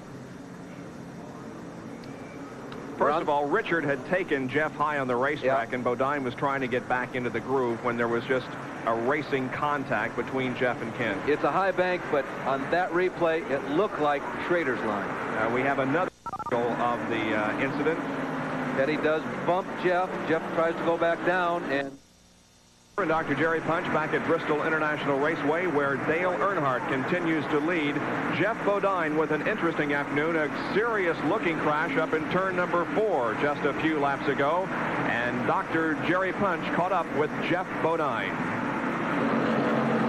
Jeff Bodine, a rough afternoon for you, partner. What just happened out there? I don't really know. My car was a little loose, so we were running high. Seemed like we were holding everybody off. They couldn't get under me. I guess the tactics now are if you can't pass, you just knock the guy out. I don't know who it was that hit me, but I'm sure he should know better than do that. That's an Earnhardt move, and there's only one Earnhardt out here. We don't need any more, but I'll tell you, I've been a nice guy for a long while, and I love this sport. I love our sponsors, Levi Garrett, Exxon, and AC Sparkplug, but I guess Jeff Bodine's going to have to get tough, start knocking some guys around if that's how they want to play. You see it in basketball a lot underneath the boards, you know. A guy will start knocking the other guy, and pretty soon you end up in a war out there. I think it's a war out here right now. If they don't do something about it, I'm going to get tough and go to war, I guess. And this incident happened just a little bit after that. That was going down the backstretch when there was some confusion. Kyle Petty went way low. You see him coming out of turn number 4 here. He has just started down almost to the pit area off the backstretch. In the front stretch, he goes into turn number 1, rubbing fenders with Morgan Shepherd. And finally, something has to give when they go into turn number 1. Morgan is up against the outside wall, and Kyle is pirouetting around. And that was just after the Jeff Bodine incident that Jeff was just describing. As a matter of fact, 3 laps after we went green, that incident involving Morgan Shepherd and Kyle Petty occurred. 14 laps to go. Earnhardt is in command. When the interview with Bodine began, I didn't know if he was talking about the first bump that he got, which was from Richard Petty, or the second collision that he got, which was from Kenny Schrader. I think now, in retrospect, having listened to the interview, he must be talking about the first. There is a lap being put on Morgan Shepherd as 12 laps now from the finish. It is Dale Earnhardt in the lead with Richard Petty running in second position. There he is putting a lap on Morgan Shepherd. Running in third spot is Ricky Rudd. Fourth is the number 7 car, which is driven by Alan Kulwicki. And in fifth is Bill Elliott. You can see Richard Petty smoking the right rear in his desperate attempt to catch Dale Earnhardt, but quite frankly, I don't think he can do it, although we have 10 laps to go. Yeah, and he's closed the gap just a bit. And as he goes into number 3, it noticeably gets a little closer.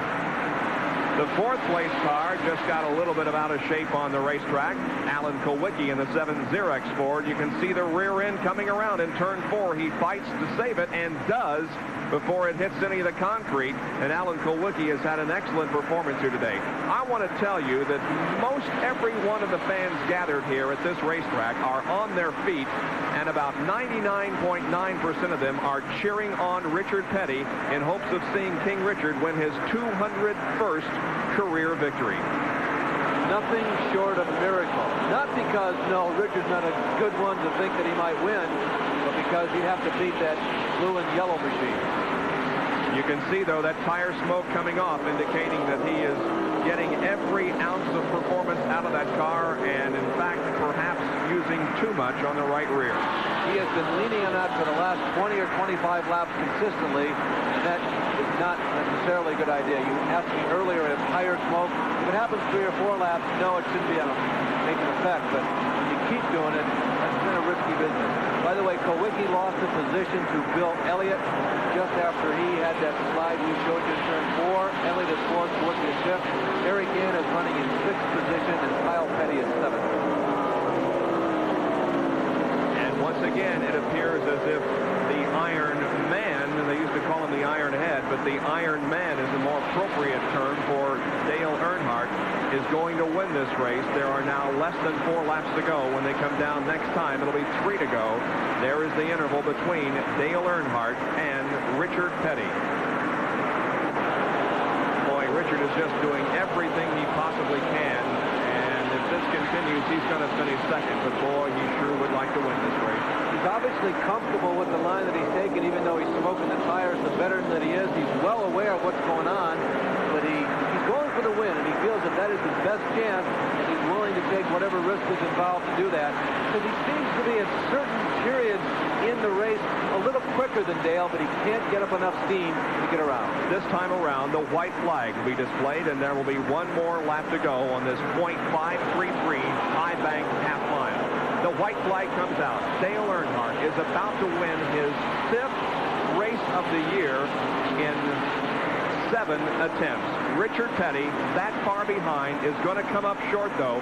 Here comes Dale Earnhardt off of turn number 4, and the checkered flag drops. Dale wins another. His 25th career win, and his 5th win of 1987. He has only lost 2 races this year. Bob, there have been years when Bill Elliott was dominant on the super speedways and appeared to be unbeatable. There have been years when Darrell Waltrip had good seasons, and he was particularly strong in the short tracks. But as you went from short track to super speedway, there was always that hope, well, we'll get a new winner this week because we're going to one of those tracks that the guy who's dominating the season isn't strong on. The problem with Earnhardt, and this has never been done before in the contemporary history of Winston Cup racing, he is strong every single racetrack. Flat, banked, short, paved. He probably would be winning them if they were running them on dirt. The hot streak that Dale Earnhardt is on right now started in October back at Charlotte. And this phenomenal streak continues. Let's go to Jerry Punch.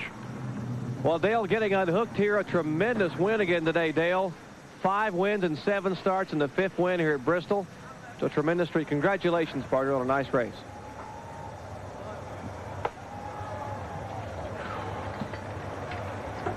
Tough.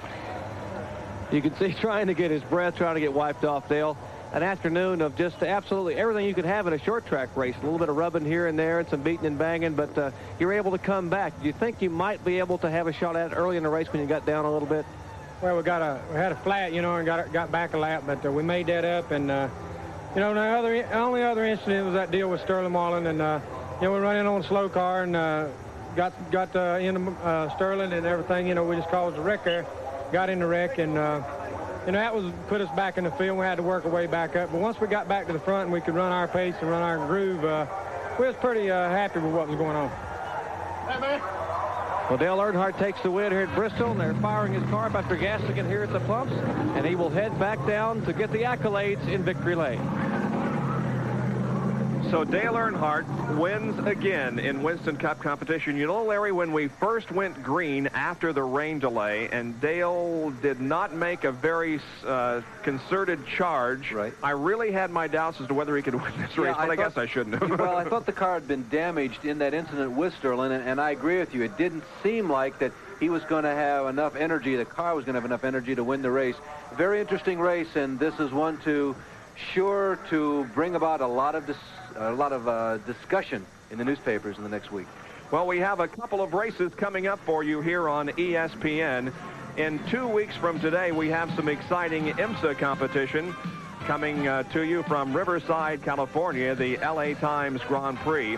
And then 3 weeks from today, we'll be at Talladega, Alabama for the Winston 500 on the world's longest and fastest race course. That'll be live at 1 o'clock Eastern Time on Sunday. My thanks to Larry Nuber and Jerry Punch for his work in the pit area. We'll see you again. We hope you enjoyed today's broadcast of the Valleydale 500. And please be with us for Speed Week every week and for our next Winston Cup race 3 weeks from today at Talladega. For now, Bob Jenkins, so long, everyone.